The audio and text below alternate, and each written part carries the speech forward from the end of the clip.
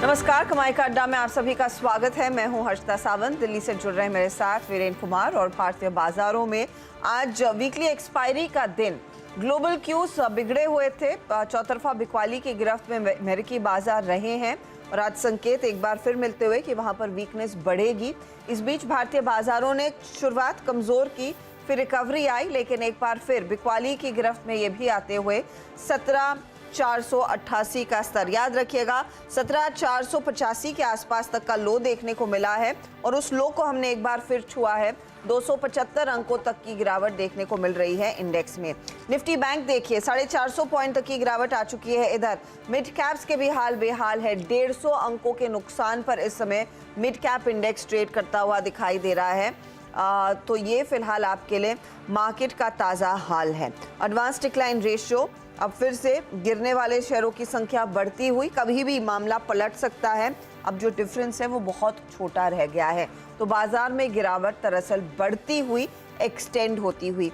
Veeru, situation गंभीर दिख रही है। एक बार फिर लगा था प्रेशर रहेगा, लेकिन दोपहर या फिर फर्स्ट हाफ में ही सेल साइड की पोजीशंस जो रिकवर होती हुई दिखाई दी, थोड़ा सा भरोसा लौटा था।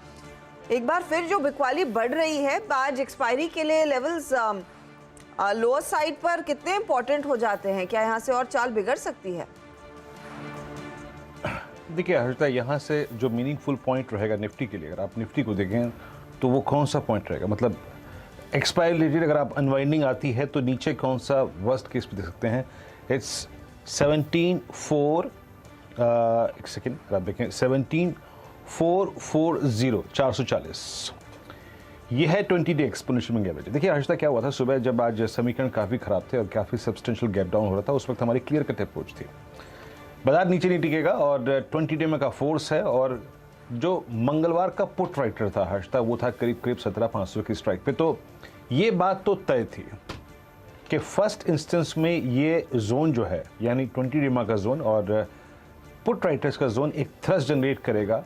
और 17,700 पे बड़ा कॉल राइटर था, 800 पे बड़ा कॉल राइटर था, और वहीं जाके अगर आप देखें ये जो पुल बैक था हर्षिता, सिंक हो गया। आज का हमारा जो बेस्ट लेवल में सोच के आया था वो था 17,690 733 और 690 इंट्राडे हाई है, 692 इंट्राडे हाई है।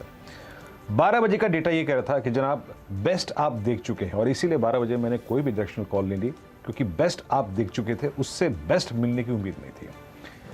और यही कुछ हाल था हर्षिता निफ्टी बैंक का। 12 बजे का फ्यूचर एक्सप्रेस का डेटा यही कह रहा था कि जनाब आप बेस्ट ऑफ द डे देख चुके हैं, उससे अच्छा मिलने की उम्मीद नहीं है। बाकी जो कहते हैं ना एक्सपायरी स्विंग, वो आप क्लोजिंग के वक्त ही देखेंगे। अब इस वक्त का डेटा देखते हैं क्या कह रहा है।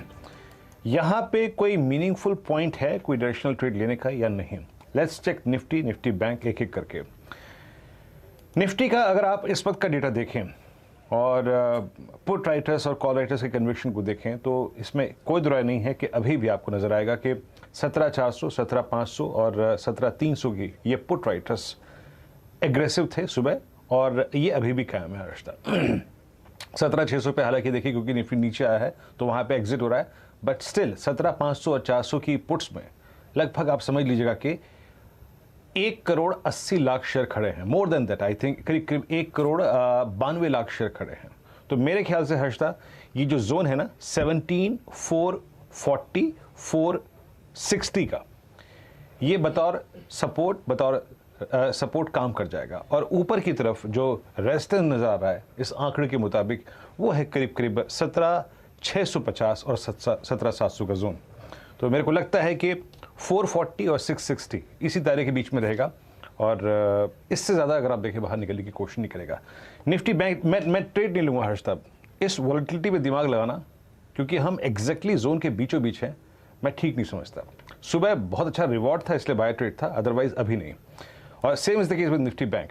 हम हायर लेवल से सिंक हो गए, हायर लेवल्स पे जो आपकी हायर शेडो है वो काफ़ी वाइल्ड हो गई है। 39,400 500 600 पे कॉल राइटर्स हैं, 40,000 पे कॉल राइटर है, 39,900 पे कॉल राइटर है, 38,800 पे कॉल राइटर है। और नीचे पुट राइटर्स अगर आप देखें कहीं एक्टिव हैं तो 39,000, 38,900 और 38,700। तो मैं हर्षिता अभी भी कहूँगा इस कैंडल को देखने के बाद और ऊपरी छोर और लोअर छोर के पुट राइटर्स को देखने के बाद और इस बात को कंसिडर करते हुए कि it's an expiry day, better to avoid index now. अगर आपने सुबह अच्छा दाव खेल लिया है, इंडेक्स से थोड़ा सा हट जाइए। अब कोई रिवॉर्ड और अच्छा रिस्क रिवॉर्ड रेशो हर्षदा मैं लोकेट नहीं कर पा रहा हूँ इस वक्त।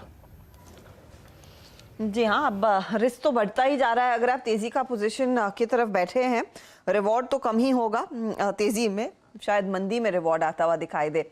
इस बीच अमेरिकी बाजार का हाल आप देखिए, 145 पॉइंट नीचे डाउ फ्यूचर्स, 26 पॉइंट नीचे S&P डाउ और नैस्डैक फ्यूचर्स भी करीब करीब 130 अंकों की गिरावट पर ट्रेड कर रहे हैं। तो ये वो सेटअप है। इस बीच जो यूरोपीय बाजार के हाल है वहां पर भी आप देखेंगे तो डैक्स यानी कि जर्मनी का मार्केट जो सबसे बड़ी इकॉनमी में से एक है यूरोप में, 164 पॉइंट नीचे वो इंडेक्स, 1.5% का नुकसान, 1% फुटसी। तो फ्रांस का बाजार भी 95 पॉइंट का दबाव झेल रहा है। तो बिक्वाली का दबाव दरअसल गहराता हुआ क्लियरली मार्केट में देखने को मिला है। अलग अलग फैक्टर्स हैं। इनफैक्ट यूरोजोन में इन्फ्लेशन लगातार बढ़ रहा है, तो वहां पर 75 बेसिस पॉइंट का हाइक हो सकता है। दूसरी तरफ अमेरिका का हाल हम सब जानते हैं, रेट हाइक्स का सिलसिला जारी रहेगा। और चाइना में दरअसल मैन्युफैक्चरिंग आउटपुट घटता हुआ, इकॉनमी में दरअसल डाउनटर्न का डर वहां पर भी है, कंजम्पशन भी कम होने का डर है। इसीलिए आप देखिएगा बाजार में मंदी हावी, और मंदी इन स्टॉक्स में सबसे ज्यादा बड़ी है। आज दरअसल metal counters, oil and gas pack, कुछ मीडिया स्टॉक्स बिक्वाली की गिरफ्त में हैं। तो मेटल्स में एक तरफ हिंडाल्को है 3.5% की गिरावट के साथ, तो नाल्को भी दूसरी तरफ 3.5 से 4% तक का नुकसान वहां पर देखने को मिला है। विंडफॉल गेन्स थोड़े से बड़े हैं, टैक्स बड़ा है रादर, तो 3% टूटा है ONGC, और साथ ही साथ आज $94 के आसपास ब्रेंट भी आ चुका, तो वो भी एक नेगेटिव है ONGC, Reliance and the likes के लिए। तो ये स्टॉक्स बिकवाली की गिरफ्त में है। जी एंटरटेनमेंट, सोनी के साथ जो मर्जर की डील है वो शायद अटकती हुई दिखाई दे रही है। CCI की तरफ से क्लीन चिट नहीं मिली है, तो स्टॉक आज 5% करेक्ट कर चुका है। हालांकि थोड़ी बहुत खरीदारी देखने को मिली है। कुछ इंडिविजुअल काउंटर्स हैं, बजाज फिनसर्व मिसाल के तौर पर 1.5% ऊपर अप, एशियन पेंट में 1% का इजाफा, SRF में तेजी बनी है आज 5% की, और अशोक लेलैंड एक टॉप परफॉर्मर रहा है। UAE से करीब 1400 बसेस का ऑर्डर मिलना, बिक्री के आंकड़े बहुत बढ़िया रहने, वो स्टॉक भागता हुआ। और सिर्फ अशोक लेलैंड ही नहीं, बाकी ऑटो कंपनियों में भी आज हमने देखा है खरीदारी देखने को मिली है। इसीलिए वीरू कह रहे हैं कि इंडेक्स से रहिएगा दूर, तो आपको शायद इंडिविजुअल स्टॉक्स में कुछ तेजी के ट्रेड मिलेंगे। फिलहाल इंडेक्स में तेजी का कोई मूव आता दिखाई नहीं दे रहा है। ऐसे में हमारे जानकार हमारा साथ देंगे जो आपको बताएंगे आपकी क्या ट्रेडिंग रणनीति होनी चाहिए। तो फंडामेंटल स्थिति भापने के लिए हम संजीव होता साहब से बात करेंगे। इसके अलावा टेक्निकल्स पर मानस जायसवाल, आशीष चतुर्मोता, चंदन तापड़िया को कुछ ही देर में जोड़ेंगे, राजेश पालविया तैयार है और प्रकाश गाबा भी। ये सब आपको बताएंगे आपकी क्या ट्रेडिंग रणनीति होनी चाहिए, जहां पर हर टिक के साथ भारतीय बाजारों में बिकवाली का दबाव बढ़ता हुआ दिखाई दिया है। स्वागत है आप सभी का। आशीष, पहले तो इंडेक्स पर एक व्यू बनता है आज, कंसिडरिंग 17,480 के लेवल्स के करीब हम आज 88 के लेवल्स पर, इनफैक्ट डे लो पर खड़े हैं। वीरू कह रहे थे इंडेक्स से दूर रहने ही बेहतर है। क्या शॉर्ट भी ना अटेम्प्ट करें? क्या कुछ वीकनेस यहाँ पर संभल जाएगी? तेजी का कॉन्फिडेंस तो है ही नहीं ग्लोबल मार्केट्स के मद्देनजर। Good afternoon Harshada, good afternoon Virendra. तो देखिए मेरे हिसाब से जो इंडेक्स की पोजीशनिंग है वो कुछ इस तरह से कि यहाँ पर एक कंसोलिडेशन चल रहा है, और बिल्कुल सही कहा आपने कि जब बावजूद इसके कि बाजार में एक गिरावट आई है, इस लेवल पर शायद शॉर्टिंग का एक माइंडसेट नहीं बन रहा है, क्योंकि निफ्टी में 17,350, 17,400 पे एक अच्छे सपोर्ट के होने की बहुत अच्छी संभावना नजर आ रही है। वहीं ऊपर में 17,800 एक कंसिस्टेंट हर्डल के तौर पर देखा जा रहा है। तो मेरे हिसाब से क्योंकि अब आप 17,480 पे ऑलरेडी आ चुके हैं, यहाँ पे रिस्क रिवॉर्ड बहुत फेवरेबल नहीं है। या तो एक क्लियर ब्रेकडाउन हो जाए 17,400, 17,350 के नीचे, तब कोई एक क्लियर शॉर्ट की बात की जा सकती है। बट इस समय पे मुझे लगता है एक साइडवेज ट्रेंड यहाँ पर रहेगा, तो इंडिविजुअल अपॉर्चुनिटीज पे ज्यादा फोकस करना चाहिए, और इंडेक्स पे कोई एग्रेसिव ट्रेड पर इस समय बचना चाहिए। ये सलाह हमारी इंडेक्स ट्रेडिंग के अंदर क्लाइंट्स को हम करेंटली दे रहे हैं।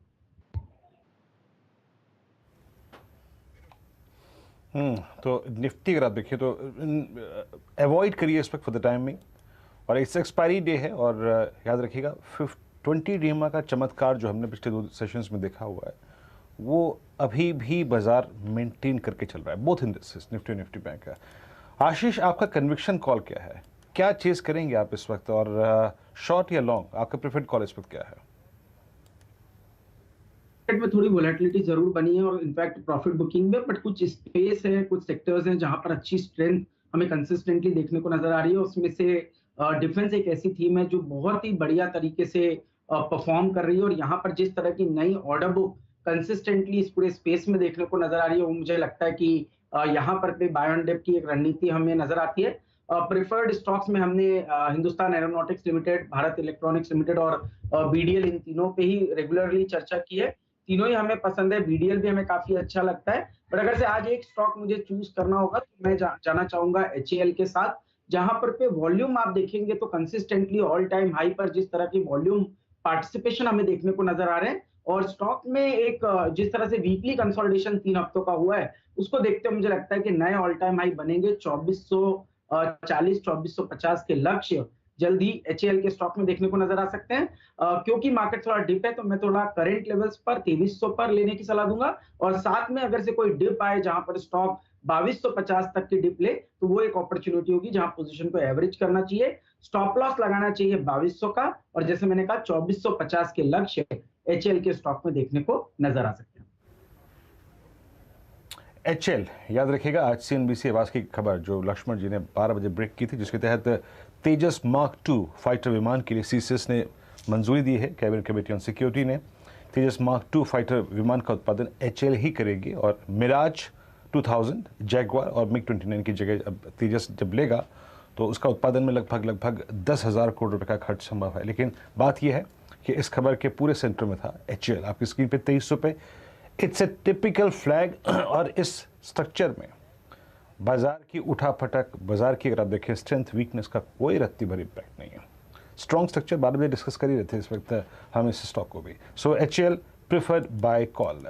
राजेश पालवे जी, आपका कन्विक्शन कॉल इस वक्त का क्या है, क्या चीज़ करना चाहेंगे आप? Good afternoon Virendra ji, good afternoon Harshita madam. देखिए, अभी जो हमें लग रहा है मार्केट में जरूर इंडेक्स पॉइंट ऑफ व्यू से वॉलेटिलिटी है, बट स्टॉक स्पेसिफिक हमें यहाँ पे जो स्टॉक अट्रैक्टिव लग रहा है वो है पिडिलाइट का।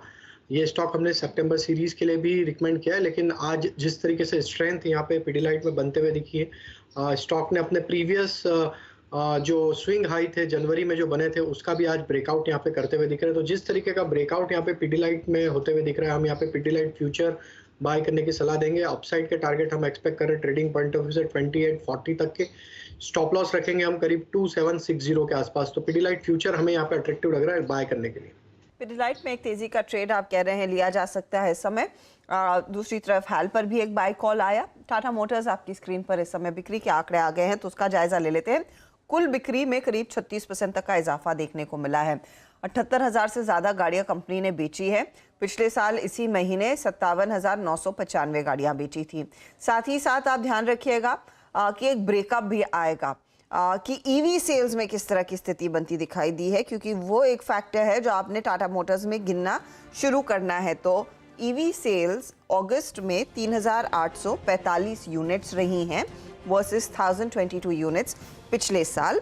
टोटल कमर्शियल व्हीकल का जो आंकड़ा है उसमें 6% का इजाफा देखने को मिला है। 31,492 यूनिट्स कंपनी ने बेची है, तो ये भी एक बढ़िया आंकड़ा, 6% की ग्रोथ कमर्शियल व्हीकल्स में। पैसेंजर व्हीकल बिजनेस में 68% तक की ग्रोथ देखने को मिल रही है। 47,166 यूनिट्स कंपनी ने बेची, और ओवरऑल जो टोटल सेल्स है वो करीब 36% बढ़ती हुई दिखाई दे रही। तो काफ़ी बढ़िया आंकड़ा टाटा मोटर्स के लिए आप मानकर चलें।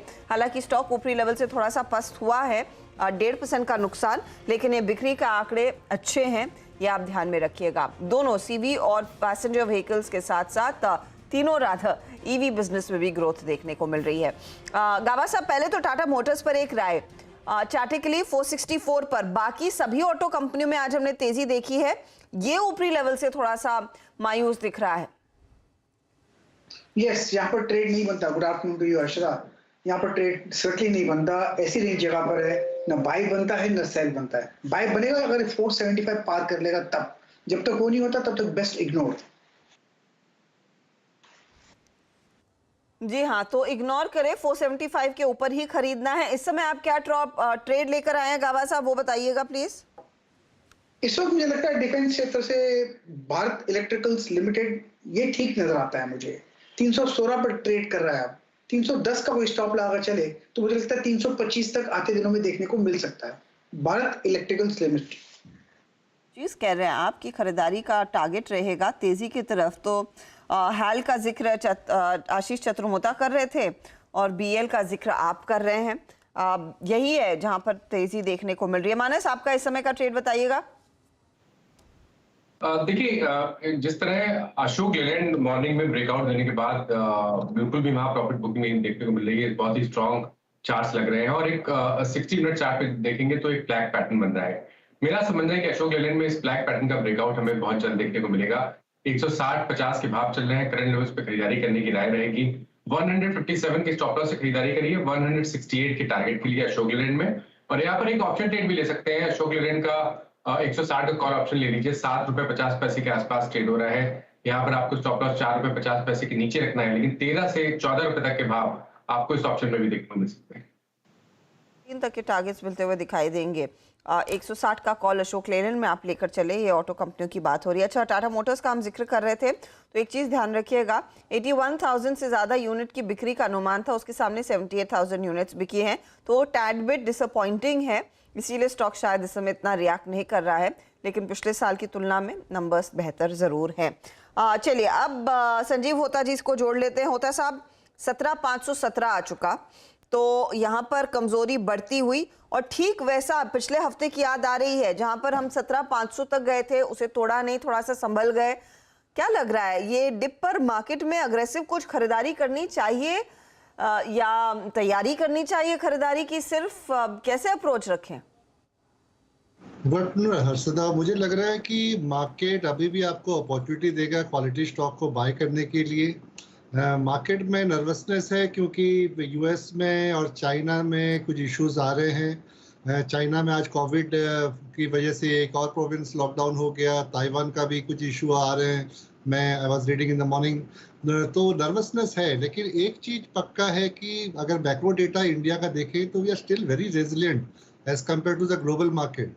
तो मुझे इस तरह से लग रहा है कि डायरेक्शनली हम रेजिलिएंट ही रहेंगे और कोई भी बड़ा वीकनेस आता है मार्केट में तो अपने को क्वालिटी स्टॉक में बाय करना चाहिए। और मुझे लग रहा है कि ब्रॉडर मार्केट में अभी भी बहुत सारे अपॉर्चुनिटी हैं जाकि आउट परफॉर्म कर सकते हैं नेक्स्ट 8 to 12 मंथ्स में। हर्षदा, आप आज सुबह चाइना के बारे में बता रही थी। आई मीन वाकई कोविड फियर्स वहाँ पे वाकई फिर बढ़ रहे हैं। हमने तो आई थिंक अब वेव्स को काउंट करना बंद कर दिया है। सारी वेव जो है वो डोलो खा के निकल जा रही हैं। पर वहाँ स्थिति क्या है? एक्चुअली वीरू, वहाँ पर ना ये करीब चेंगडू की सिटी है जहाँ पर फिर से मेरे ख्याल में टाइटनिंग शुरू हो चुकी है, लॉकडाउन आ चुका है उधर, क्योंकि ये 21 मिलियन जनसंख्या वाली सिटी है और वहाँ पर हमने देखा है काफ़ी तेज़ी से कोविड फिर से फैलता हुआ दिखाई दिया है। ये मैं रिपोर्ट पढ़ रही थी।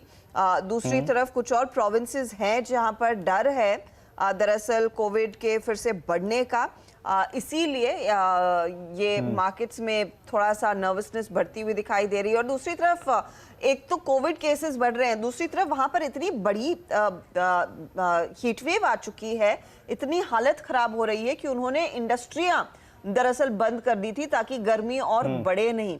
तो एक डबल वैमी है, एक तरफ आपको अपने बिजनेस को कर्टेल करना पड़ रहा है हीट वेव के चलते, और इस बीच ये कोविड की एक और दौर इन पर भारी पड़ने लगा है। तो चेंगडू का आज सुबह का अपडेट है, सुबह दोपहर का अपडेट है। आगे मेरे ख्याल में होता साहब एक दो और प्रोविंसेस की बात हो रही थी, राइट, जहां पर शायद इस तरह का लॉकडाउन फिर से लगाया जा सकता है, क्योंकि कोविड की जीरो टॉलरेंस पॉलिसी चाइना ने अब अपना ली है। उससे तस्से मस नहीं होंगे जब तक वो शी जिनपिंग वाली मीटिंग नहीं होगी अक्टूबर 16 में।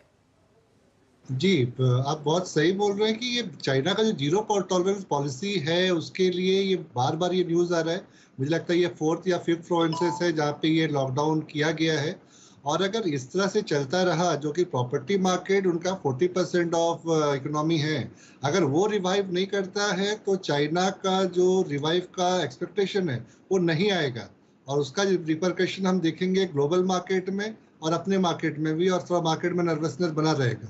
तो ये दो डबल वमी है, एक पावर क्राइसिस है, कोविड क्राइसिस है, प्रॉपर्टी मार्केट डाउन है, तो बहुत सारे मल्टीपल हेडविंड्स चल रहे हैं अभी चाइना में। फिर हमारी मेटल कंपनियों पर क्या रहेगा, क्योंकि ऑयल पर इसका इम्पैक्ट तो साफ देखने को मिला है कि चाइना से डिमांड कम होगी तो हमने देखा अच्छा खासा कूल ऑफ नजर आया कच्चे तेल में। क्या मेटल स्टॉक्स की भी हालत थोड़ी सी पस्त हो जाएगी? आज तो वैसे भी पिटे हैं, आप देखिए $94 के नीचे आ चुका है ब्रेंट। जी, मेटल सेक्टर में तो मैं नेगेटिव ही हूँ और मुझे लगता है कि हर रैली में यहाँ पे एग्जिट ही करना चाहिए। एक जो शॉर्ट साइकिल था वो ऑलरेडी प्ले आउट हो चुका है कोविड से लेकर यहाँ तक, तो जो भी अपॉर्चुनिटी मिले ऊपर में वहाँ पे तो एग्जिट ही करना चाहिए, क्योंकि अगर ग्लोबल रिसेशन का बात करते हैं, स्लो डाउन का बात करते हैं, तो मेटल यहाँ से चलना बहुत मुश्किल है। तो मुझे तो लगता है कि मेटल से पूरा ही दूरी बनाए रखनी चाहिए।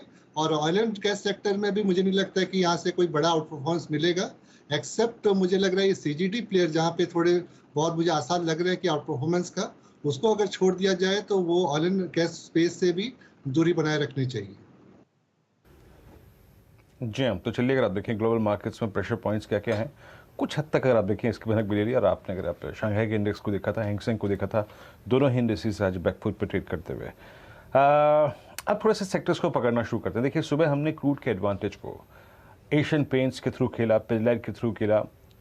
इंडिगो की प्लेसमेंट बहुत अच्छी थी। आई थिंक इंडिगो क्या कर रहा है मैंने बहुत देर से देखा नहीं, लेकिन मैंने शायद इसको 2 बजे मार्क भी किया था। It's 2038, yes exactly. आप देखें डे हाई पर आके ट्रेड करता और 2 बजे अगर आई थिंक अगर आपने आज 9:15 से लेकर 12 बजे के बाद तो मैंने नहीं देखा इसको, लेकिन 12 बजे तक के ओएलेशंस को देखें वो सब्सटेंशियल थे।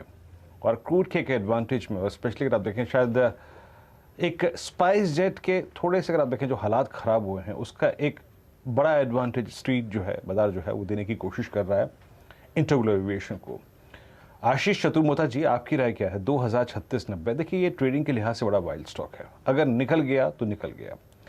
आज इसने अपनी 19 अगस्त के बाद की पूरी रेंज को बाइसेक्ट कर दिया और टेक्निकली जो फ्लैग था उसको इंटैक्ट रखा है। आपकी राय इंटरग्लोबल एविएशन पर? वीरेंद्र, बहुत अच्छी स्टेबिलिटी पिछले 4-5 दिनों से स्टॉक दिखा रहा है। इनफैक्ट कल के सत्र में बहुत ही अच्छे वॉल्यूम्स के साथ स्टॉक ने अपने 8 दिन के कंसोलिडेशन फेज को निकाला और आज उसके ऊपर जिस तरह से सस्टेन कर रहा है उसको देखते हुए मुझे लगता है 2120 रुपए की ट्रेजेक्ट्री बहुत ही जल्द इंडिगो के स्टॉक में देखने को नजर आएगी। आज का जो लो है करीब 2005 का, तो मैं समझता हूँ 2000 के ही स्टॉप लॉस के साथ लॉन्ग पोजीशन को होल्ड करना चाहिए और 2100 से 2120 के लक्ष्य मेरे हिसाब से 2 से 4 दिनों के अंदर में इंडिगो के स्टॉक में देखने को नजर आ सकते हैं।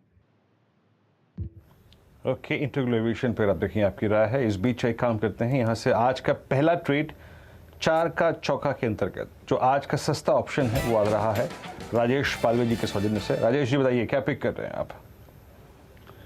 बीरेन जी, स्टॉक जो पिक किया है वो है इंडियन होटल, और इंडियन होटल में एक कंसिस्टेंट अपमूव बना हुआ है। हम यहाँ पे 295 का कॉल ऑप्शन बाय करने की सलाह देंगे।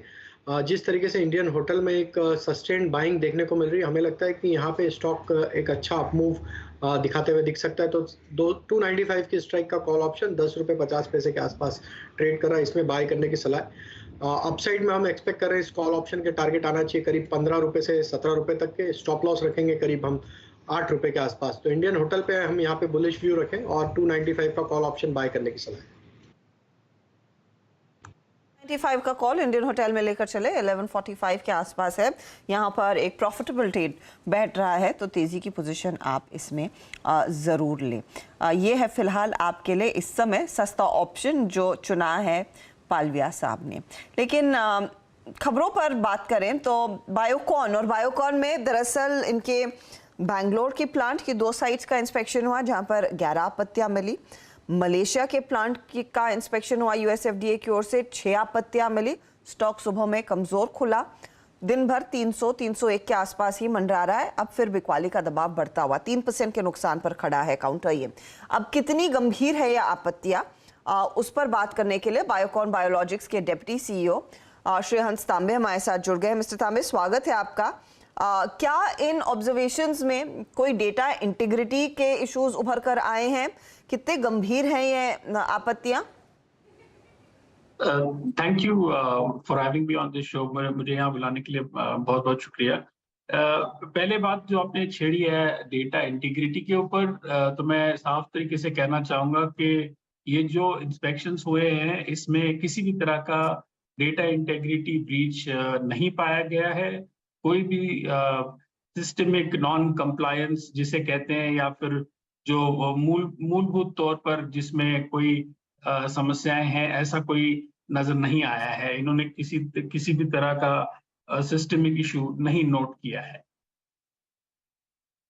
तो जो मैं आपसे ये पूछ रही थी कि फिर क्या क्या काफी गंभीर ऑब्जर्वेशंस है यूएस एफडीए के, क्योंकि 11 आपत्तियां सुनकर मार्केट में थोड़ी सी हैरानी और बेचैनी बढ़ रही थी।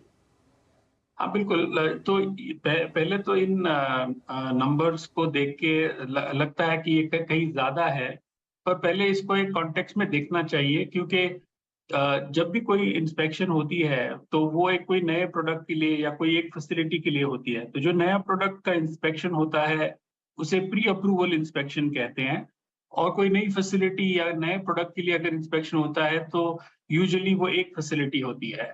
हमारे पास बायोकॉन 2019 से लेकर के हम वेट कर रहे थे कि यूएस एफडीए आए और हमारी फैसिलिटीज को इंस्पेक्ट करे, और कोविड के चलते वो नहीं हो पाया था। और अब जब वो इंस्पेक्टर्स यहाँ आ पाए तो उन्होंने हमारी 7 मैन्युफैक्चरिंग फैसिलिटीज को इंस्पेक्ट किया। बेंगलोर में उसमें 2 फैसिलिटीज थी, मलेशिया में फैसिलिटीज थी, और 3 नए प्रोडक्ट्स जो आज हम ऑलरेडी मार्केट में नहीं लाए हैं यूएस में, और उसके अलावा नई मैन्युफैक्चरिंग फैसिलिटी को भी उन्होंने इंस्पेक्ट किया। तो ये बहुत बड़ा इंस्पेक्शन था, कई नॉर्मल इंस्पेक्शनों से लेके बहुत ज्यादा था। तो इसको एक इंस्पेक्शन से ज्यादा 4 या 5 इंस्पेक्शन से इसका मूल्यांकन होना चाहिए, और उसके चलते ये इंस्पेक्शन तो इसको रीजनेबल कहा जाना चाहिए, रादर देन सेइंग जो अभी कहते हैं कि ये बहुत ज्यादा लग रहे हैं। अभी जैसे कह रहे थे कि आपकी कुछ नए लॉन्चेस के प्री अप्रूवल हैं ये सर, ये आपके दोनों प्लांट से जो एग्जिस्टिंग सप्लाईज हैं क्या वो भी इम्पैक्ट होंगी? कुछ इसके बारे में टिप्पणी करेंगे? जो आपके प्री अप्रूव्ड आई थिंक सब प्री अप्रूव्ड अगर आप देखें जो मेडिसिन हैं उनके लिए। या तो पहले तो ये जो फैसिलिटीज को इंस्पेक्ट किया गया था, अदर उसको छोड़ के जो कि नई फैसिलिटीज हैं, ये ऑलरेडी कमर्शियल यूएस सप्लाई कर रही है, यूएस मार्केट में कमर्शियल प्रोडक्ट्स को सप्लाई कर रही है, और यूएस एफडीए ने इसको अप्रूवल दे रखा है। तो ये अप्रूवल उसको किसी भी तरह से नहीं छेड़छाड़ करेगा, ये हमारी सोच है, क्योंकि ये प्री अप्रूवल इंस्पेक्शन सिर्फ नए प्रोडक्ट्स के लिए होता है। अब नया प्रोडक्ट कि वो बायोसिमिलर है, और फिर क्या टाइमलाइन होगी? क्या FY23 में ही आप इसे लॉन्च कर पाएंगे? ये नए प्रोडक्ट्स बायोसिमिलर्स ही हैं, जो बाकी प्रोडक्ट्स की तरह ही हम बायोसिमिलर प्रोडक्ट इस फैसिलिटी में बनाएंगे। और जैसे कि हम इस प्रोडक्ट्स के लिए वेट कर रहे थे, अप्रूवल के ऊपर तो वो एफडीए के ऊपर है कि कब वो अप्रूव कर पाएंगे। लेकिन हमारी जो पहली सोच थी, जैसे कि हम प्रोडक्ट को लॉन्च करना चाहते हैं, उसमें कोई बदलाव नहीं आया है, और हम सोचते हैं कि हम इन ऑब्जर्वेशंस का सही तरीके से जवाब दे पाएंगे, और अप्रूवल्स का जो हमारा पहला प्लान था उसके हिसाब से हम आगे बढ़ पाएंगे।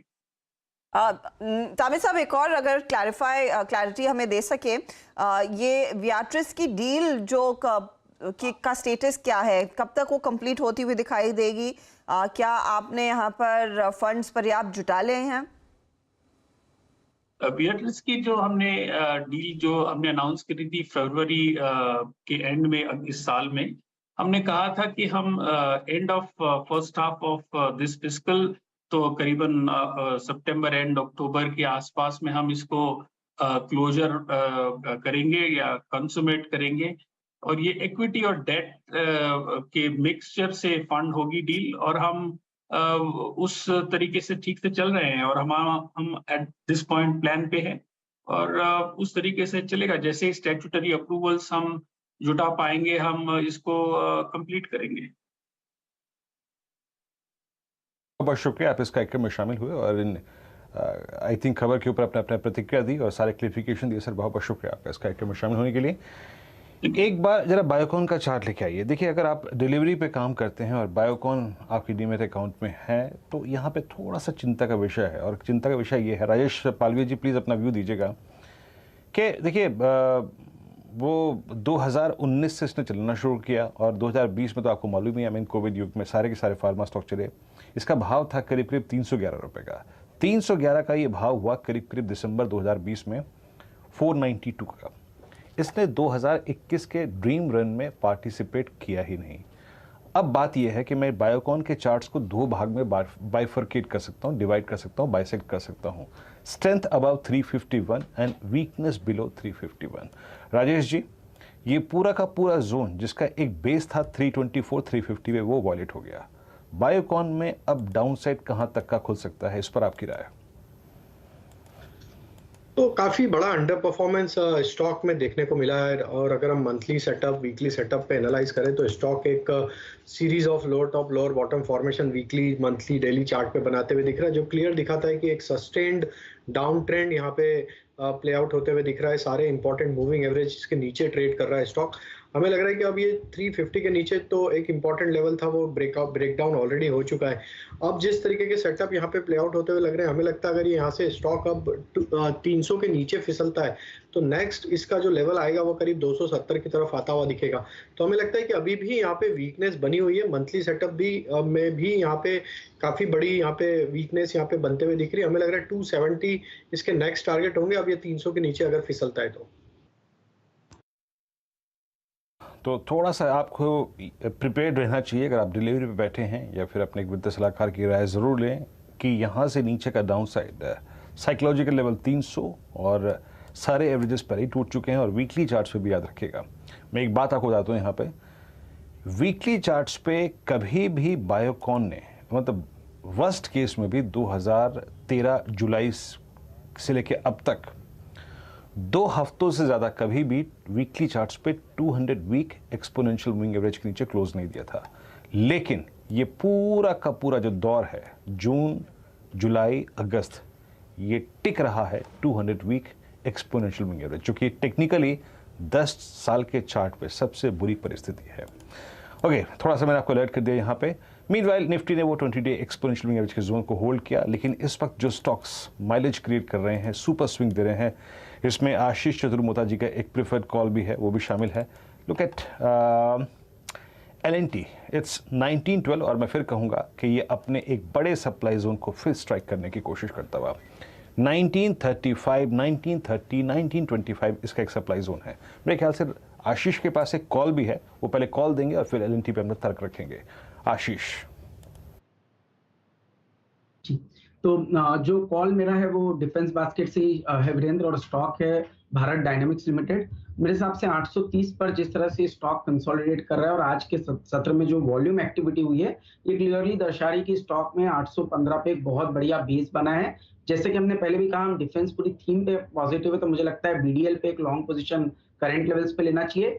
880 के शॉर्ट टर्म लक्ष्य और 900 रुपए के पोजिशनल लक्ष्य मैं समझता हूँ बीडीएल के स्टॉक में, भारत डायनेमिक्स लिमिटेड के स्टॉक में देखने को नजर आ सकते हैं। तो ये फेवरेट मेरा स्टॉक रहा है जो मुझे काफी अच्छा लग रहा है। L&T पे हमने पहले भी चर्चा की, और जिस तरह से L&T पिछले 3 हफ्तों से कंसोलिडेट कर रहा है वीरेंद्र, यहाँ पर हम देख रहे हैं एक अच्छी खासी पुट राइटिंग की पोजीशन भी 1880 1860 के स्ट्राइक पे होती हुई नजर आ रही है, और जिस तरह से वॉल्यूम एक्टिविटी डिलीवरी में कन्वर्ट हो रही है, ये बहुत अच्छा सिग्नल है कि L&T नए ऑल टाइम हाई बनाने की तैयारी कर रहा है। शॉर्ट टर्म में 2000 रुपए के लक्ष्य के लिए L&T पे खरीदारी करनी चाहिए। 1880 के स्टॉप लॉस के साथ fresh long position current levels पर यानी कि 1912 के लेवल पर ली जा सकती है।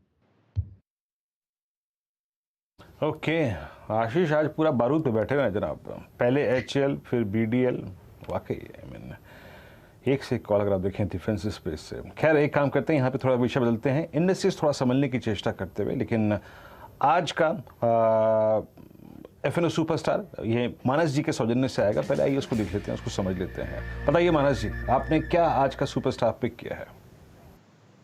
देखिए, आज का FNO सुपरस्टार के लिए एस्ट्रल पे मेरी नजर है। एस्ट्रल के पैटर्न देखेंगे तो वहां पर आपको बहुत क्लियर पैटर्न दिखेंगे, हायर टॉप्स हायर बॉटम्स के। एक फ्रेश ब्रेकआउट आज एस्ट्रल ने दिया है, 2150 के ऊपर निकला है। मेरा समझना है कि 2124 के स्टॉप लॉस से एस्ट्रल में खरीदारी करनी है 2220 के टारगेट के लिए। तो एस्ट्रल में दरअसल वायदे का सुपरस्टार वाला एक ट्रेड इस समय आता हुआ, तेजी की पोजीशन यहां पर लेकर चले। अब तक देखिए टाटा मोटर्स को छोड़कर, और गाबा साहब ने टाटा मोटर्स पर अवॉइड कॉल दिया था, गिरते बाजार में एक भी मंदी का ट्रेड नहीं आया, विच इज मोस्ट इंटरेस्टिंग। चाहे वो L&T हो, चाहे वो हैल हो, चाहे वो अशोक लेलैंड हो, पिडिलाइट हो, इंडियन होटल हो, और अब एस्ट्रल की बात जो हो रही है वो भी तेजी की तरफ का ही ट्रेड इस समय बनता हुआ दिखाई दे रहा है। तो क्लियरली यहाँ पर एक अच्छा खासा मोमेंटम और तेजी की पोजीशंस बैठती हुई। अच्छा, एक दो ट्रेड्स आपके लिए इंडेक्स के स्क्रीन पर रखते हैं जहाँ पर हमने देखा है काफी बड़ा move in the last half hour आने की पोजीशन देखने को मिली है। बजाज फिनसर्व स्क्रीन पर लेकर आइएगा।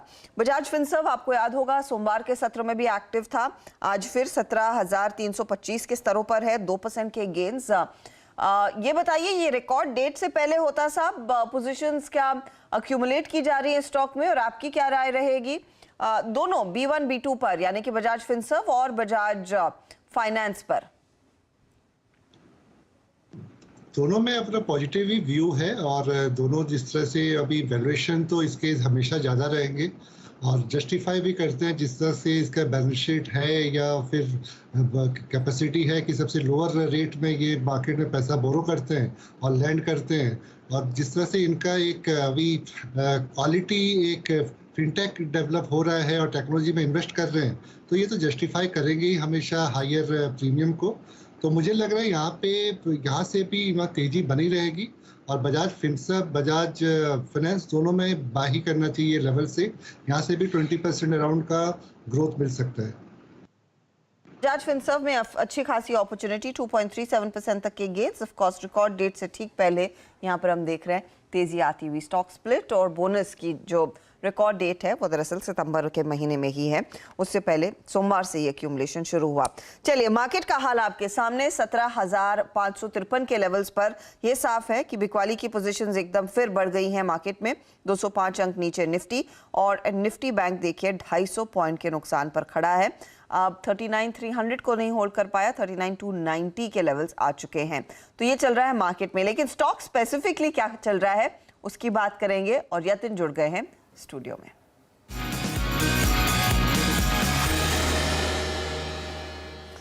यतिन, एक चीज साफ है कि इंडेक्स नहीं चल रहा है, बिल्कुल। तो क्या चल रहा है? देखिए, बहुत स्पेसिफिक ट्रेड्स हैं ऑब्वियसली, और अगर आज आप डिफेंस सेक्टर की बात करें तो BL का इन्वेस्टर डे था थोड़े दिनों पहले, आज काफ़ी सारे रिपोर्ट्स उस पर आई हैं और आउटलुक बहुत स्ट्रांग दिया है।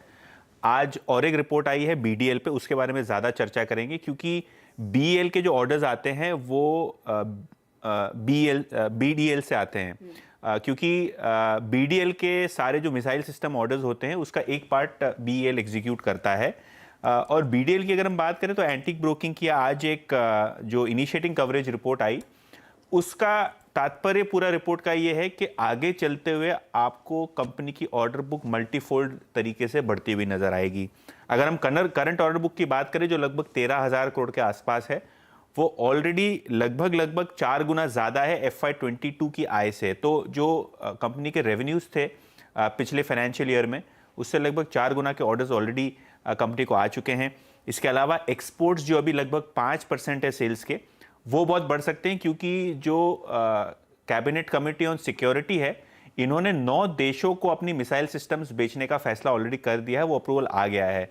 इसका मतलब ये है कि BDL जैसी कंपनियां अब एक्सपोर्ट भी कर पाएंगी मिसाइल सिस्टम्स का, और इन्होंने विदेश में अपनी कई सारी ब्रांचेस ऑफिसेज ऑलरेडी खोलना शुरू कर दी हैं। तो अगर हम एक्सपोर्ट मार्केट की बात करें तो बहुत ही बड़ा बनता हुआ दिखाई दे रहा है वो BDL के लिए इन टर्म्स ऑफ अपॉर्चुनिटी।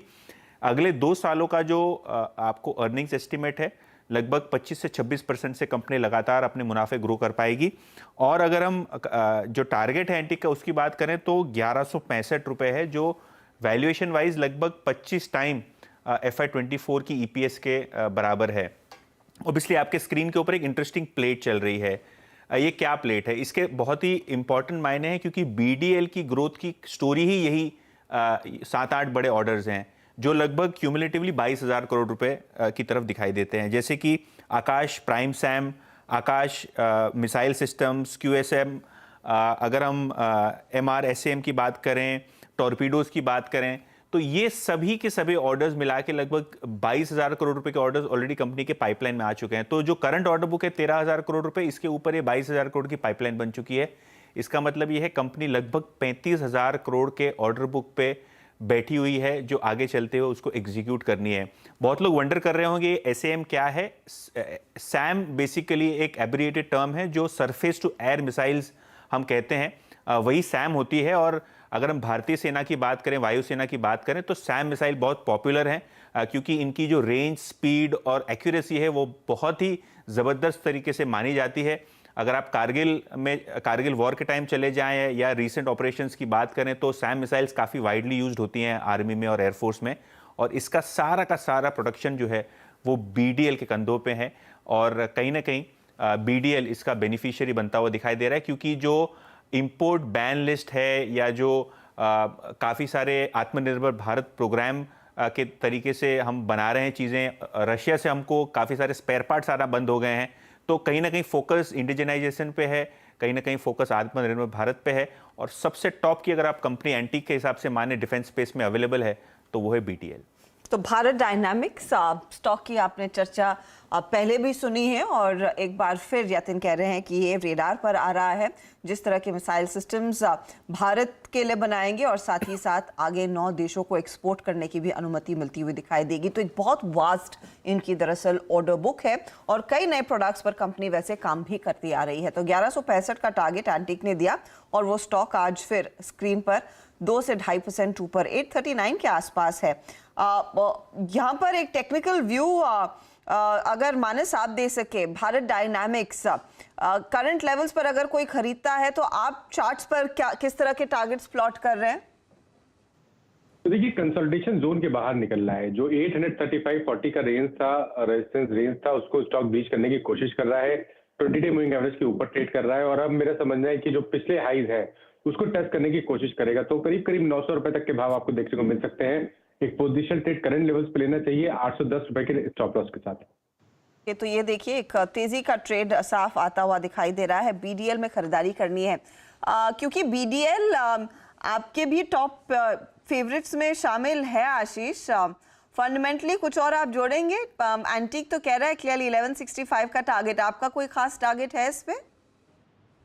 जी बिल्कुल हर्षदा, तो जैसे हमने पहले भी इस स्टॉक को काफी बार रिकमेंड किया और अभी भी हमारा मानना है कि जो ऑर्डर बुक है वो करीब 13,000 करोड़ की ऑर्डर बुक है, जो कि फाइनेंशियल ईयर 22 की सेल्स के कंपैरिजन में 4.5 टाइम्स है, जो कि एक बहुत ही सिग्निफिकेंट ऑर्डर बुक जिसको हम मानते हैं। और जिस तरह से ये स्टॉक कंसोलिडेट कर रहा है, जैसे अभी हमने 830 पे बात की, स्टॉक ऑलरेडी 842 हो गया। मेरा मानना है 900 रुपए के इसके लक्ष्य जो हमने बात की वो तो शॉर्ट टर्म में शायद दिखने को मिले 2 से 4 हफ्तों में, बट थोड़ा पोजिशनल लक्ष्य ले तो मैं बिल्कुल एग्री करता हूँ। ये जो एंटीक की रिपोर्ट आई है कि ये स्टॉक जिस तरह से लॉन्ग टर्म चार्ट में जा रहा है, आप देखेंगे 1050 के लक्ष्य भी इस स्टॉक में आते हुए नजर आएंगे। तो 4 डिजिट में स्टॉक एंटर होता हुआ मुझे नजर आता है। वैल्यूएशन के मायने से आप देखें तो BDL, HL ये स्टॉक क्योंकि ये PSU एंटिटीज हैं, इनमें अभी काफी ये लो PE मल्टीपल पे ट्रेड कर रहे हैं, बट जब सेक्टर में इतनी बड़ी टेलविंड है तो मुझे लगता है PE रिवीजन, PE का जिसको कहते हैं हम एक अपग्रेड होना, वो यहाँ से शुरू होता हुआ नजर आ सकता है। जी, इस वक्त पूरे स्क्रीन पे Harshada defence defence defence defence छाया हुआ है और इस बार पहली बार ऐसा हुआ, आप यकीन मानिए कि दोनों ही स्टॉक्स ने, BEL ने और HL ने, देखिए भारत डायनामिक्स पे तो बातचीत हो ही गई, मैं डेरिवेटिव्स वाले स्टॉक्स की बात करूं कि एग्जैक्टली एक ही अगर आप देखें तुलना में मूव दिया है, एक ही अगर आप देखें साइड में मूव दिया है। आशीष जी की कॉल पहली थी HL, उसके बाद BDL उन्होंने कॉल दी, यतिन ने अगर आप देखें पूरा का पूरा ब्यौरा पेश किया और हमने बात की थी BEL की कल 310 की कॉल पे, फिर 315 की कॉल पे भी बात हुई और एक कॉल HL पे भी ऐड कर लेते हैं। Manas, since it's I think flag, ये आपका बहुत ही चहीता स्टॉक भी है, पैटर्न है, इस पे 2300 की कॉल, क्योंकि हम 315 पे और 310 पे पहले ही बात कर चुके हैं, इवन फ्यूचर एक्सप्रेस में 320 की कॉल की बात की थी। HL की 2300 की कॉल या फिर 320 की BEL की कॉल, अभी भी ज्यादा रिवॉर्ड किस कॉल में होगा अगर चेज करनी है तो? देखिए पैटर्न को अगर देखें तो उसमें BL ज्यादा बेहतर लग रहा है इस टाइम। बिल्कुल शॉर्ट टर्म की मैं बात कर रहा हूँ, long medium to long term के लिए दोनों चार्ट काफी बेहतरीन लगते हैं, लेकिन एक ट्रेडिंग कॉल लेना होगा ऑप्शन के थ्रू। तो अभी भी मेरा समझना है कि BL में 320 का कॉल ऑप्शन लेना ज्यादा बेहतर रहेगा। उसके जो प्राइस है वो चल रहे हैं 11 रुपए के आसपास, तो BL का 320 का कॉल ऑप्शन 11 रुपए पे लीजिए, स्टॉप लॉस आपके करीब रहेंगे 7 रुपए 50 पैसे के नीचे, लेकिन ऊपर की तरफ 20 रुपए तक के टारगेट्स आपको इस ऑप्शन में देखने को मिल सकते हैं। तो आप बीएल की अगर आप देखें इस 320 की कॉल को प्रेफर करेंगे। राजेश आशीष ने अगर आप देखें कमेंट किया था बीएल पे 298 पे करीब 310 तक का स्विंग देके आया, अभी भी अगर आप देखें 2300 पे ट्रेड करता हुआ। और कुछ स्टॉक्स जो कि अच्छा मूव देते हुए और बीएल और एचएल से बाहर निकलते हैं। अब टाटा कम्युनिकेशन के इस कार्यक्रम में बात हुई थी। Let's bring Can Fin Homes. 12 बजे इस स्टॉक पे हमारा डिटेल डिस्कशन हुआ था। 639 डे हाई और साथ ही साथ 5 अक्टूबर 2021 से लेकर अब तक की जो फॉलिंग चैनल थी उसको बाइसेक्ट करता हुआ। आशीष चतुर्मुथा जी, इस बार की जो रोलओवर कॉपी थी उसमें कैन फिन होम्स ने अपनी स्ट्रॉन्ग प्रेजेंस फील कराई थी। इट्स 340 एंड सबसे अच्छी बात है कि अगेन एक फ्रेश ब्रेकआउट स्क्रीन पे विजिबल है। आपकी राय कैसे चेस करना चाहिए फ्यूचर्स में और ऑप्शंस में इस वक्त? बिल्कुल, तो वीरेंद्र 5 दिन पहले एक बड़ा मूव बहुत ही स्ट्रॉन्ग वॉल्यूम के साथ आया, उसके बाद कंसोलिडेशन हुआ और आज इवेंचुअली इस कंसोलिडेशन का ब्रेकआउट 640 के ऊपर ये करता हुआ नजर आ रहा है। मेरे हिसाब से करंट लेवल्स पे खरीदारी करनी चाहिए। 628 का एक स्टॉप लॉस लगाना चाहिए। ऊपर में मैं मानता हूँ 680 685 तक के अप मूव कैन फिन होम्स में देखने को नजर आ सकते हैं। ओवरऑल एनबीएफसीज में हम देख रहे हैं चोलामंडलम ने, बजाज फाइनेंस ने, बजाज फिनसर्व ने एक बहुत अच्छी रैली दिखाई। अब मुझे लगता है उसी स्ट्रेंथ को कैन फिन होम्स अब यहाँ पर दिखाता हुआ नजर आ रहा है। तो एक अच्छा खासा 5 से 6% का मूव मैं समझता हूँ कैन फिन होम्स के स्टॉक में देखने को नजर आ सकता है। कैन फिन होम्स आपका प्रेफर्ड कॉल है और डे हाई पर ट्रेड करता हुआ 640। और याद रखिएगा ये फॉलिंग चैनल जिससे बाहर निकल के आ रहा है वो काफ़ी इंप्रेस कर रही है। अशोक लेन की चर्चा इस कार्यक्रम में हुई। अच्छा अगर आप देखें मूव दिया इसने सुबह भी। और अशोक लेन का याद रखिएगा चार्ट बहुत ही ज़्यादा इंप्रेसिव है। इनफैक्ट आज सुबह जो हमारा खास सेगमेंट होता है हॉट स्टॉक्स की कैटेगरी होती है जो, उसमें हम डिस्कशन कर भी रहे थे। अच्छा मूव दिया इस स्टॉक ने। उसके बाद 2041 पे आ गया आपका इंडिगो। अभी कुछ देर पहले चर्चा हो रही थी, लेकिन वाइल्ड स्विंग वाले मूव देने वाले स्टॉक्स में आज एसआरएफ शामिल रहा, जिस पर हम सुबह से बात बहुत कर चुके हैं, दोबारा रिपीट नहीं करूंगा। और साथ ही साथ एक स्टॉक पे सुबह बात हुई थी टाटा कंज्यूमर, वो भी ले आइएगा। आज ये सुबह ऑप्शन कॉल था शुभम अग्रवाल का, इसने भी बहुत स्ट्रॉन्ग स्विंग दिया और अभी भी स्टॉक अच्छी खासी अगर आप देखें डे हाई की ट्रेजेक्टरी में आके ट्रेड करता हुआ। ओके, यहाँ से बाहर निकलते हैं और फिर चलते हैं अपना जो चार का चौका सेगमेंट है और उसमें आज चार का चमत्कार में आशीष चतुर्मुथा जी की कॉल स्क्रीन पे क्या आएगी, आइए चलते हैं उनको समझने के लिए। आशीष बताइए आप क्या है आपके सोचने से? वीरेंद्र स्टॉक है लार्सन एंड टूब्रो का, क्योंकि इस पे हमने थोड़ी देर पहले बात की, बट ये ही मेरा इस सेगमेंट का टॉपिक है। अगर से आप देखें तो वीकली चार्ट पर स्टॉक ने करीब 3 हफ्तों से कंसोलिडेशन किया और हर दिन हम देख रहे हैं वॉल्यूम एक्टिविटी पिछले 5 दिनों से अपस्विंग की तरफ ही बढ़ती हुई नजर आ रही है। ओआई बिल्डअप भी इस स्टॉक में काफी सिग्निफिकेंट है और हम देख रहे हैं कि पूरा कैपिटल गुड्स स्पेस क्योंकि नई ऑर्डर बुक की वजह से एक बहुत ही इंटरेस्टिंग ट्रेंड के अंदर में जाता हुआ नजर आ रहा है। तो मेरे हिसाब से एलएनटी पे एक लॉन्ग पोजीशन बनाना चाहिए। 1880 का यहाँ पर स्टॉप लॉस होगा और जैसे मैंने कहा 2050 तक के लक्ष्य एलएनटी में लार्सन एंड टूब्रो के स्टॉक में देखने को नजर आ सकते हैं। 2050 के टारगेट के लिए एक मौका एलएनटी में साफ देखने को मिल रहा है, तो इसी स्टॉक के साथ दरअसल बुलिश है आशीष चतुर्मुथा। फटाफट राजेश पालविया एक बार टाटा कंज्यूमर पर ध्यान दीजिए। 3% ऊपर आज के दिन गिरते बाजार में, जहां एचयूएल सुबह में काफी कमजोर था, लगा नहीं था कि टाटा कंज्यूमर एक तेजी की चाल खेलेगा और स्टॉक लगभग डे हाई पर है। क्या अप्रोच होगी आपकी? बिल्कुल बाय करना है स्टॉक में। आज जिस तरीके का मूव बना है, इसने वीकली डेली सेटअप पे एक कंसोलिडेशन रेंज का ब्रेकआउट यहाँ पे रजिस्टर करते हुए दिख रहा है। जिस तरीके से स्टॉक अब 830 के ऊपर सस्टेन कर रहा है, हमें लग रहा है इमीडिएट टारगेट जो इसका नेक्स्ट आएगा वो आएगा 855 से 860 की तरफ। तो जिनके पास भी पोजीशन है बने रहना चाहिए। करंट लेवल पे भी यहाँ पे फ्रेश बाय इनिशिएट किया जा सकता है। 820 का स्टॉप लॉस होगा, टारगेट होंगे 865 870 तक के। 170 के टारगेट के लिए एक मौका यहाँ पर साफ देखने को मिल रहा है। तेजी की पोजीशन क्लियरली है। गाबा साहब, आपने सुबह में 7 बजे अशोक लेलैंड का कॉल दिया था, स्टॉक झूमा है, 164 के लेवल्स पर आ चुका है। अब ये बताइए आगे के लिए आप इसे ट्रेड को एक्सटेंड करेंगे या फिर इस समय प्रॉफिट बुक करना ठीक है? प्रॉफिट बुक कर लिए या फिर 160 का स्टॉप लगाना चाहिए, वो जरूरी है, फिर ट्रेड कर सकते हैं क्योंकि मोमेंटम अच्छा है। 160 का हमारा टारगेट था वो अचीव हो चुका, अब 162 हो गया है, इसलिए 160 का एक स्टॉप लगा सकते हैं और ट्रेल कर सकते हैं। क्या ये टारगेट 165 तक जा सकता है? पॉसिबल है, फिर 170 भी पॉसिबल है। मोमेंटम तो है और ये कंटिन्यू हो सकता है, लेकिन प्रोटेक्ट करना चाहिए अपना प्रॉफिट 160 का स्टॉप लगाकर। फ्रेश ट्रेड लेना है तो ले सकते हैं, स्टॉप लगाइए 160 का। 160 का टारगेट इसका अचीव हुआ तो टारगेट हिट की भी मोहर लगाइए वहां पर। 162 के लेवल्स पर आप कैरी करें। अब जो टारगेट था वो बन चुका है स्टॉप लॉस, और 165 एंड बियॉन्ड के लेवल्स की तैयारी करता हुआ अशोक लेलैंड 5.5% की बढ़त इस स्टॉक ने अपने नाम कर लिया। चलिए इस बीच कुंज बंसल को जोड़ते हैं और उनसे पूछते हैं कि वो इस मार्केट को जो बहुत वॉलेटाइल हो चुका है अब कैसे अप्रोच करेंगे। कुंज, आफ्टरनून। ग्लोबल मार्केट्स में तो एकदम केओस है, एक तरफा बिकवाली, अगस्त का महीना 4% की गिरावट वाला रहा। डर ये है कि क्या जून के लोज को हम रिविजिट करते हुए दिखाई देंगे। इस बीच भारतीय बाजार भी अब धीरे धीरे करके उसी बिकवाली की गिरफ्त में फंसते हुए। अप्रोच क्या होनी चाहिए? क्या ये 17,500 के लेवल्स जो एक बार फिर खड़े हैं मौका दे रहे हैं उन लोगों को जो एंटर नहीं कर पाए थे? जी हाँ, तो आपने जो नंबर्स बोले मैं उसमें कुछ और नंबर्स ऐड कर दूं कि आपकी बात बिल्कुल सही है। हम जुलाई के महीने में 9% निफ्टी और सेंसेक्स बढ़े थे और उसके बाद अगस्त में 3.5% बढ़े हैं। और अगर हम जून मिड के लो से जो अभी पिछले से पिछले हफ्ते का पीक लें तो करीब करीब 15-16% बाजार वन वे 1.5 महीने में चला था, और वहां से अब थोड़ा सा करेक्शन होता हुआ नजर आ रहा है, ऊपर नीचे मिला के पिछले हफ्ते भर में। तो एक तो एज ऑफ टुडे आज की स्थिति देखते हुए मुझे नहीं लगता कि हम जून लो को टच करेंगे, और उसका जो मुझे कारण लग रहा है वो ये लग रहा है कि ग्लोबल कमोडिटी प्राइसेस में अच्छा करेक्शन हुआ है, स्पेशली क्रूड में कल और आज में फिर से। सो क्रूड 120 वाला करीब 92-93 चला गया था, वहां से फिर से 100 बढ़ गया था, और वो 100 102-3 वाला अभी पिछले 2 दिन में करेक्ट होके फिर से 100 के नीचे आ गया है। तो वो एक मैक्रो इकोनॉमिक फैक्टर्स के एंगल से हमारी इकोनॉमी इंडिया के लिए बहुत ही अच्छा है।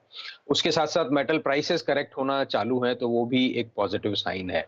तो इन सब के रॉ मटेरियल प्राइसेस के नीचे आने का इम्पैक्ट कंपनीज के एबिटा मार्जिन में दिखेगा, शायद सितंबर क्वार्टर में नहीं दिसंबर में। और इसीलिए बाजार में तेजी भी आई थी। जो जून से हम वन वे चले थे उसमें बहुत बड़ा factor macro economic numbers improve होने की वजह से, और उसकी वजह से जो माइक्रो इकोनॉमी जो कॉर्पोरेट परफॉर्मेंस में नंबर आने की उम्मीद थी उसके पीछे हुए थे। एक स्तर पे तेजी आने के बाद ऑब्वियसली है कि थोड़ा बहुत करेक्शन आता है, थोड़ी बहुत सेलिंग आती है, और आनी भी चाहिए, नहीं तो उसके बिना फिर और जो नया पैसा आना है उसको वैल्यूएशन का कंफर्ट नहीं मिलता है। तो पहली बात तो ये कि आज की स्थिति देखते हुए मुझे नहीं लगता है कि 15 जून के नंबर आएंगे। दूसरी बात यह है कि ठीक है, जो करेक्शन हुआ है ये थोड़ा बहुत और चालू रह सकता है, और उसमें कोई बुराई भी नहीं है, चालू रहना चाहिए। जहां तक स्ट्रेटेजी का सवाल है, मुझे लगता है कि जो शॉर्ट टर्म ट्रेडर्स हैं उनको अपने स्टॉप लॉस लेके ट्रेड करते रहना चाहिए। मीडियम टर्म इन्वेस्टर्स जो उस रैली को मिस कर गए थे, कि एक तो पहले ही पिछले 7-8 महीने से करेक्शन आ रहा था तो रुके हुए थे, फिर जून के बाद से एक बार फिर से तेजी से बाजार बढ़ गया तो रह गए लगा, उनको अब ये मौका नहीं छोड़ना चाहिए, क्योंकि बाजार को कभी भी आप शॉर्ट टर्म में टाइम नहीं कर पाएंगे। तो उनको जो मीडियम टर्म के इन्वेस्टर्स हैं जो रह गए थे, अब ये थोड़ा थोड़ा करेक्शन यूज करके पैसा डालना शुरू कर देना चाहिए। तो वो स्ट्रेटेजी मुझे लगता है उन्हें अडॉप्ट करनी चाहिए। लेकिन कुछ भारत में ऐसा क्या हो रहा है जो ग्लोबल सेल ऑफ से हम बचेंगे? क्योंकि आप देखिए मेटल्स में करेक्शन शुरू हो चुका है कर्टसी चाइना के लॉकडाउन, और चाइना में जो कंजम्पशन डिमांड फीकी पड़ रही है उसके चलते उसका इम्पैक्ट कच्चे तेल में भी देखने को मिला। कच्चा तेल फिर से $93-94 पर आ चुका है, और आईटी कंपनियों की धुलाई चल रही है क्योंकि अमेरिका में रिसेशन का डर है। तो इन तमाम चीजों से हम अछूते कैसे रहे? हम तो इन सब के बीच में कहीं ना कहीं हमारा भी पेज फिट है। जी हाँ, तो इसमें 2-3 चीजें हैं, तो हो सकता है फिर भी ये जो 2-3 चीजें मैं बोलूंगा उसके बाद भी हो सकता है हम अछूते ना रहें, पर फिर भी एक तो ये है कि एज एन इकोनॉमी हमारी बहुत ज्यादा डिपेंडेंस किसी भी चीज पे नहीं है, किसी भी चीज पे नहीं है। मैं उसको क्लैरिफाई कर दूंगा ये दर्शकों के लिए। जैसे ताइवान की इकोनॉमी की हम बात करते हैं तो उनकी ऑलमोस्ट 60-70-80% की इकोनॉमी सेमीकंडक्टर एक्सपोर्ट्स पे टिकी हुई है, तो वो हमारा केस नहीं है। मेटल्स जो करेक्ट हो रहे हैं तो हम बहुत बड़े मेटल नेट एक्सपोर्ट पे डिपेंडेंट इकोनॉमी नहीं है। ऐसे ही हम गल्फ इकोनॉमीज की बात करें तो वो ऑयल एक्सपोर्ट पे ही डिपेंडेंट है, और ऑयल प्राइसेस की वजह से उनके यहाँ काफी इकोनॉमी अच्छी या खराब हो जाती है, तो ऐसे ही हम उस पर भी डिपेंडेंट नहीं है। ऐसे ही हम इंटरनेशनल ट्रेड की भी बात करें तो एक्सपोर्ट या इंपोर्ट हमारे यहाँ करीब 20% की रेंज में, +-5% की रेंज में जीडीपी का हिस्सा है, तो इसलिए हम उस पर भी डिपेंडेंट नहीं है। तो एक तो ये एक अच्छी चीज है कि डेमोग्राफी डेमोग्राफिक एडवांटेज की जो हम बात करते हैं, हम 1.2 बिलियन 120-125 करोड़ लोगों के कंजम्पशन पे डिपेंडेंट है, जो घूम फिर के कहीं ना कहीं ग्रो होता ही है। और हमने देखा कि पिछले 2 साल कोरोना में वो किसी तरह काम चलाया है लोगों ने, हालांकि उस टाइम भी ग्रोथ होती रही, तो वो ग्रोथ अब घूम घूम के वापस आ रही है। तो एक तो ये पॉइंट। दूसरा पॉइंट है, हम मानसून पे डिपेंडेंट है। अगर हम बात करें हम डिपेंडेंट किस पे हैं, तो हम अभी भी 75 साल होने के बाद भी फिर भी एग्री इकोनॉमी और मानसून पे बहुत डिपेंडेंट है। और वो एक चीज नहीं है, वो मुझे लगता है आने वाले समय में as a country, as a हमारी गवर्नमेंट्स को करना चाहिए, जो कर रहे हैं, और पर तेजी से करना चाहिए कि हम मानसून पे डिपेंडेंसी कैसे कम करें। तो थैंकफुली इस साल का मानसून भी अच्छा हो गया है। कुछ दिन पहले तक उत्तर प्रदेश और बिहार में थोड़ा कम था, वहां भी अभी धीरे धीरे पिकअप हो रहा है। इनफैक्ट कुछ वहां के शहरों में तो फिर से बाढ़ भी आ गई है। तो वो एक है जो रूरल सेंटीमेंट को इंप्रूव ऑलरेडी कर चुका है और भी करेगा और डिमांड को बढ़ाएगा। फिर हम फेस्टिवल सीजन में एंटर कर रहे हैं, तो सितंबर और दिसंबर दोनों क्वार्टर में एक वो डिमांड देखने को मिलेगी। और उसमें जैसा मैंने कहा, आपने भी कहा कि ऑयल प्राइस और मेटल प्राइसेस की करेक्शन की वजह से मार्जिन में फायदा कंपनीज को दिख सकता है। तो जो एक खाली मेजर नेगेटिव फैक्टर रहेगा कि जो एफआईआई फ्लो, ग्लोबल फ्लो पिछले 1.5 महीने से पॉजिटिव टर्न हुआ है, वो इन सब इंटरनेशनल डेवलपमेंट के चलते अगर फिर से नेगेटिव हो जाता है, और जैसा हमने कहा नेगेटिव वो पिछले 1.5 साल में भी था, पर फिर भी कहीं ना कहीं डोमेस्टिक पैसा उसको बराबर की टक्कर दे रहा था। तो पर फिर भी अगर वो नेगेटिव हो जाता है, तो वो एक शॉर्ट टर्म में डिमांड सप्लाई मिसमैच के हिसाब से वो एक फैक्टर नेगेटिव रह सकता है। दूसरा, अगर ऑयल प्राइस फिर से $100 या उसके ऊपर जाने की तरफ बढ़ते हैं, तो वो नेगेटिव रह सकता है। उन दो चीजों में हम जरूर ग्लोबल मार्केट से लिंक करेंगे, पर मुझे लगता है बाकी सारे फैक्टर थोड़ा सा हमको डीलिंक किए हुए हैं, और उस हिसाब से हो सकता है हम उतने अफेक्ट नहीं हो। अच्छा कुंज जी, कल मैं इनफैक्ट जब कुछ हाउस व्यूज रिपोर्ट्स पढ़ रहा था, तो उसमें बड़ी अच्छी एक रिपोर्ट थी HDFC की रिपोर्ट। मैं पूरी कोट नहीं करूंगा, लेकिन उनकी वो रिपोर्ट एनकरेज थी, और आई थिंक इस बात पे काफ़ी फोकस कर रही थी कि जिस तरीके से प्राइवेट कैपेक्स बहुत स्ट्रॉन्ग रहा है और स्ट्रॉन्ग रहने की संभावना है, ये पूरे के पूरे कंस्ट्रक्शन, कैपिटल गुड्स, इक्विपमेंट, इन सबको अगर आप देखें काफ़ी उन्होंने प्रेफर किया था। मैं स्टॉक्स पे नहीं आऊँगा, लेकिन मैं आपको जस्ट कोट करता हूँ। Look at ABB, look at Siemens, look at L&T, look at BHEL। पिछले 3 महीने में या 4 महीने में जब FIS का पैसा एग्जिट हो रहा था तब भी, और जब आ रहा है तब भी, इन स्टॉक्स में बहुत स्ट्रॉन्ग व्यू है, मोमेंटम है। मैं आपको एक छोटी सी कंपनी का उल्लेख करता हूँ सर, एक्सन कंस्ट्रक्शन इक्विपमेंट 256 पे अपने करियर के ऑल टाइम हाई ट्रैजेक्टरी पे ट्रेड कर रही है। ये कॉन्फिडेंस आपको भी है क्या, और आपका प्रिफर्ड स्पेस इसमें क्या है, या फिर एक दो स्टॉक्स अगर आप नाम उल्लेख कर पाए तो? जी, मैं जरूर कोशिश करके स्टॉक्स की भी बात करूंगा। उसके पहले जो आपने मुझे पूछा कि कॉन्फिडेंस या कॉन्विक्शन है क्या, तो उसका सबसे पहला शॉर्ट में आंसर बिना किसी उथल पुथल के हाँ है। अब वो हाँ क्यों है, अब मैं उस पर आता हूँ। तो जो आपने जो बोला, मैं उसी में कुछ चीजें और ऐड करूंगा कि FY22 में, और प्राइवेट केपेक्स की मैं बात कर रहा हूं, हम यहाँ उसके पहले ध्यान दें कि गवर्नमेंट केपेक्स, सरकारी केपेक्स तो चल ही रहा है। स्पेशली 2 साल के कोरोना में इकोनॉमी को सपोर्ट करने के लिए गवर्नमेंट ने जो खर्चा किया है वो जरूरी भी था, और उसका बहुत फायदा भी हुआ है। तो वो हमने देखा है किस तरह रोड्स एंड हाईवे कंस्ट्रक्शन में कंटिन्यूअस गवर्नमेंट का इन्वेस्टमेंट चल रहा है। तो FY22 में प्राइवेट केपेक्स अनाउंसमेंट की मैं यहाँ बात कर रहा हूँ, क्योंकि अनाउंसमेंट पहले आते हैं और फिर केपेक्स तो डिपेंडिंग ऑन इंडस्ट्री 2 से 3 से 4 साल का समय किसी भी कैपिटल इन्वेस्टमेंट को के प्लांट को लगने में लगता है। तो जो केपेक्स अनाउंसमेंट FY22 में हुए हैं वो FY21 के कंपैरिजन में करीब 100% ऊपर थे, ऑलमोस्ट डबल, एग्जैक्टली 90% ऊपर थे। अब आगे हम और बात करें कि ये किन सेक्टर्स में अनाउंसमेंट हुए हैं, तो अगर हम पिछले 3-4 क्वार्टर के कंपनीज की मैनेजमेंट्स की कमेंट्री देखें, एनुअल रिपोर्ट सबकी करीब आ गई हैं, वो देखें, तो केमिकल सेक्टर में बहुत इन्वेस्टमेंट हो रहा है, सीमेंट सेक्टर में अनाउंसमेंट हुए हैं जहां इन्वेस्टमेंट होगा, गवर्नमेंट के रोड्स एंड हाईवेज के अलावा प्राइवेट सेक्टर की तरफ से इन्वेस्टमेंट हो रहा है, मोबिलिटी में इन्वेस्टमेंट हो रहा है, पूरा आपका रेलवे सिस्टम में, वैगन्स में, मेट्रोज में इन्वेस्टमेंट हो रहा है, आपका इलेक्ट्रिकल व्हीकल में इन्वेस्टमेंट्स हो रहा है, आपका green energy, hydrogen, renewable, solar, इन सब में इन्वेस्टमेंट हो रहा है। तो ये सब का डिमांड लेके कैपिटल गुड्स सेक्टर को काफी फायदा ऑलरेडी हम देख चुके हैं हो रहा है, और मुझे लगता है आने वाले टाइम में भी होता रहेगा। इनफैक्ट ये सेक्टर 5-6 साल की अंडर परफॉर्मेंस के बाद बाहर आया है, तो अभी तो मेरे ख्याल से 9-10 महीने का ही परफॉर्मेंस आया है, अगले साल 2 साल तक और आउट परफॉर्मेंस करता रहेगा तो मैं सरप्राइज नहीं होऊंगा।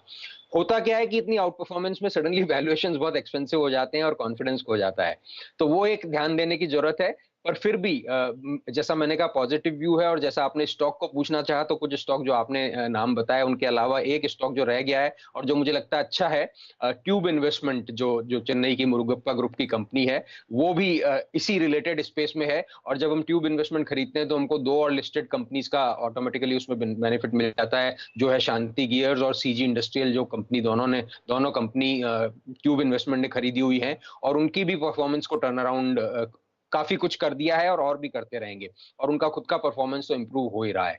तो ओवरऑल समरी करते हुए यह सेक्टर में पॉजिटिव, और जैसा मैंने कहा ट्यूब इन्वेस्टमेंट आपकी लिस्ट में ऐड करते हुए। कुछ आखिरी सवाल मेरी तरफ से फिर यही होगा कि क्योंकि ऑफ कोर्स आपने कैपिटल गुड्स की बात काफी डिटेल में की, कोई ऐसा सेक्टर जिससे आप दूरी बनाना चाहेंगे जहां पर अब लग रहा है कि ग्लोबल परिस्थिति या फिर भारत के इंटरनल्स के मद्देनजर ही थोड़ा सा जोखिम बढ़ रहा है? क्या वो कमोडिटी स्पेस होगी? जी हाँ, तो जैसा हमने अभी जस्ट कुछ देर पहले ही बात की कि मेटल प्राइसेस में काफी करेक्शन देखने को मिल रहा है, तो मुझे लगता है मेटल सेक्टर एक थोड़ा सा वोलेटाइल सेक्टर रहेगा। वापस से अगर किसी वजह से भाव बढ़ते हैं तो तुरंत रिकवरी भी मिल जाएगी, पर वो फिर ट्रेडर्स के लिए ऐसे सेक्टर्स या मार्केट अपॉर्चुनिटीज में फायदा उठाना ज्यादा अच्छा हो जाता है बजाय इन्वेस्टर्स के। तो मेटल सेक्टर एक है जिसमें अभी मैं थोड़ा सा कॉशियस रहूंगा, और दूसरा ऑयल्स, तो वो भी कमोडिटीज का ही हिस्सा हो गया कि ऑयल भी क्योंकि एक प्राइस करेक्शन होता हुआ दिख रहा है। इन एनी केस इंडिया की जो ऑयल कंपनीज हैं वो अलग ही ट्रैक पे चलती हैं, depending on government policies, depending on कि उनको कितना रेट हाइक करने को मिल रहा है, नहीं मिल रहा है, कितना उनको कच्चे तेल का भाव देना पड़ रहा है, कितना वो बेच पा रहे हैं, काफी सारे फैक्टर्स रहते हैं।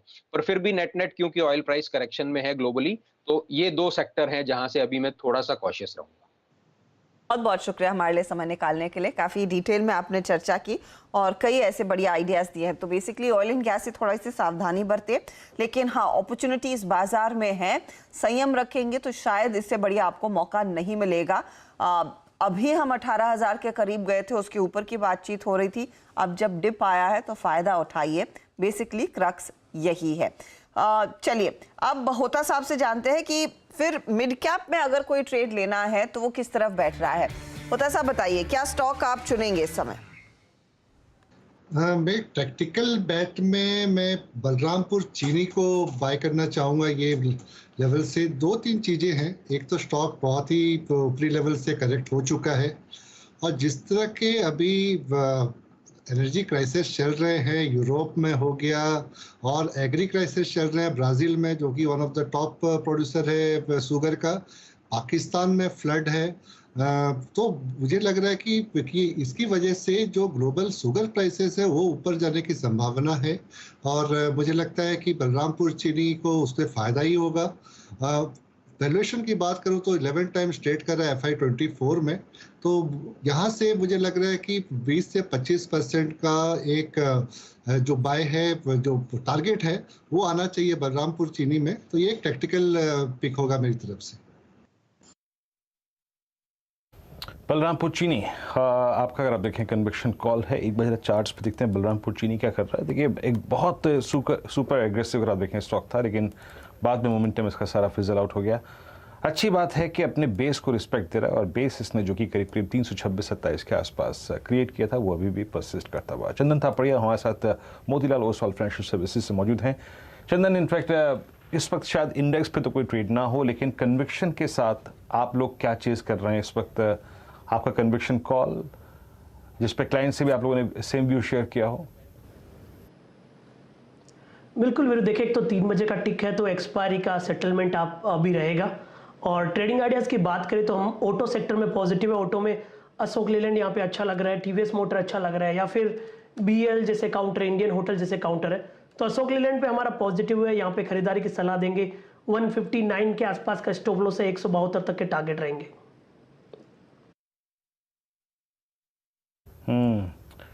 162 पे ट्रेड करता हुआ क्या गजब का अगर आप देखें इसे स्विंग इस स्टॉक ने दिया, काफ़ी शानदार मूव यहाँ पे। 1-2 स्टॉक्स और मार्क कर लेते हैं और फिर कुछ देर में BTST के क्रम पे और मोमेंटम कॉल्स के क्रम पे जाएंगे।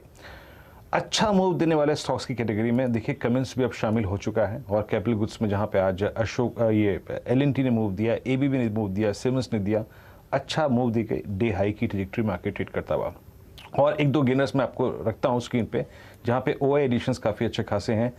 रियल स्टेट स्पेस में इस मंच पे हमने एक बात खुल के कही थी कि चाहे कुछ भी हो जाए, चाहे गोदरेज प्रॉपर्टीज हो, चाहे डीएलएफ हो, चाहे ओबराय रियल्टी हो, the best stock with the best technical setup वो है ओबराय रियल्टी। बहुत बार बात हुई इस बात पे, और आप ओबराय रियल्टी को देख लीजिए जनाब, आज करीब करीब 1035 पे अपने करियर की हाईएस्ट ट्रैजेक्टरी पे क्लोज होगा। और ये बात हमने कब की थी? मेरे ख्याल से जुलाई के आसपास, जब ये स्टॉक अपने 20 डे एक्सपोनेंशियल मूविंग एवरेज के ऊपर निकला था। मानस, आपको याद होगा ये बात हुई थी हमारी कई बार कि ओबराय रियल्टी का स्ट्रक्चर सबसे बेस्ट है, और इस चार्ट को रीड कीजिएगा प्लीज जून 2020 से, और वो आज हो गया। बट ब्रेकआउट पॉइंट तो उस फ्लैग का यही है 1035।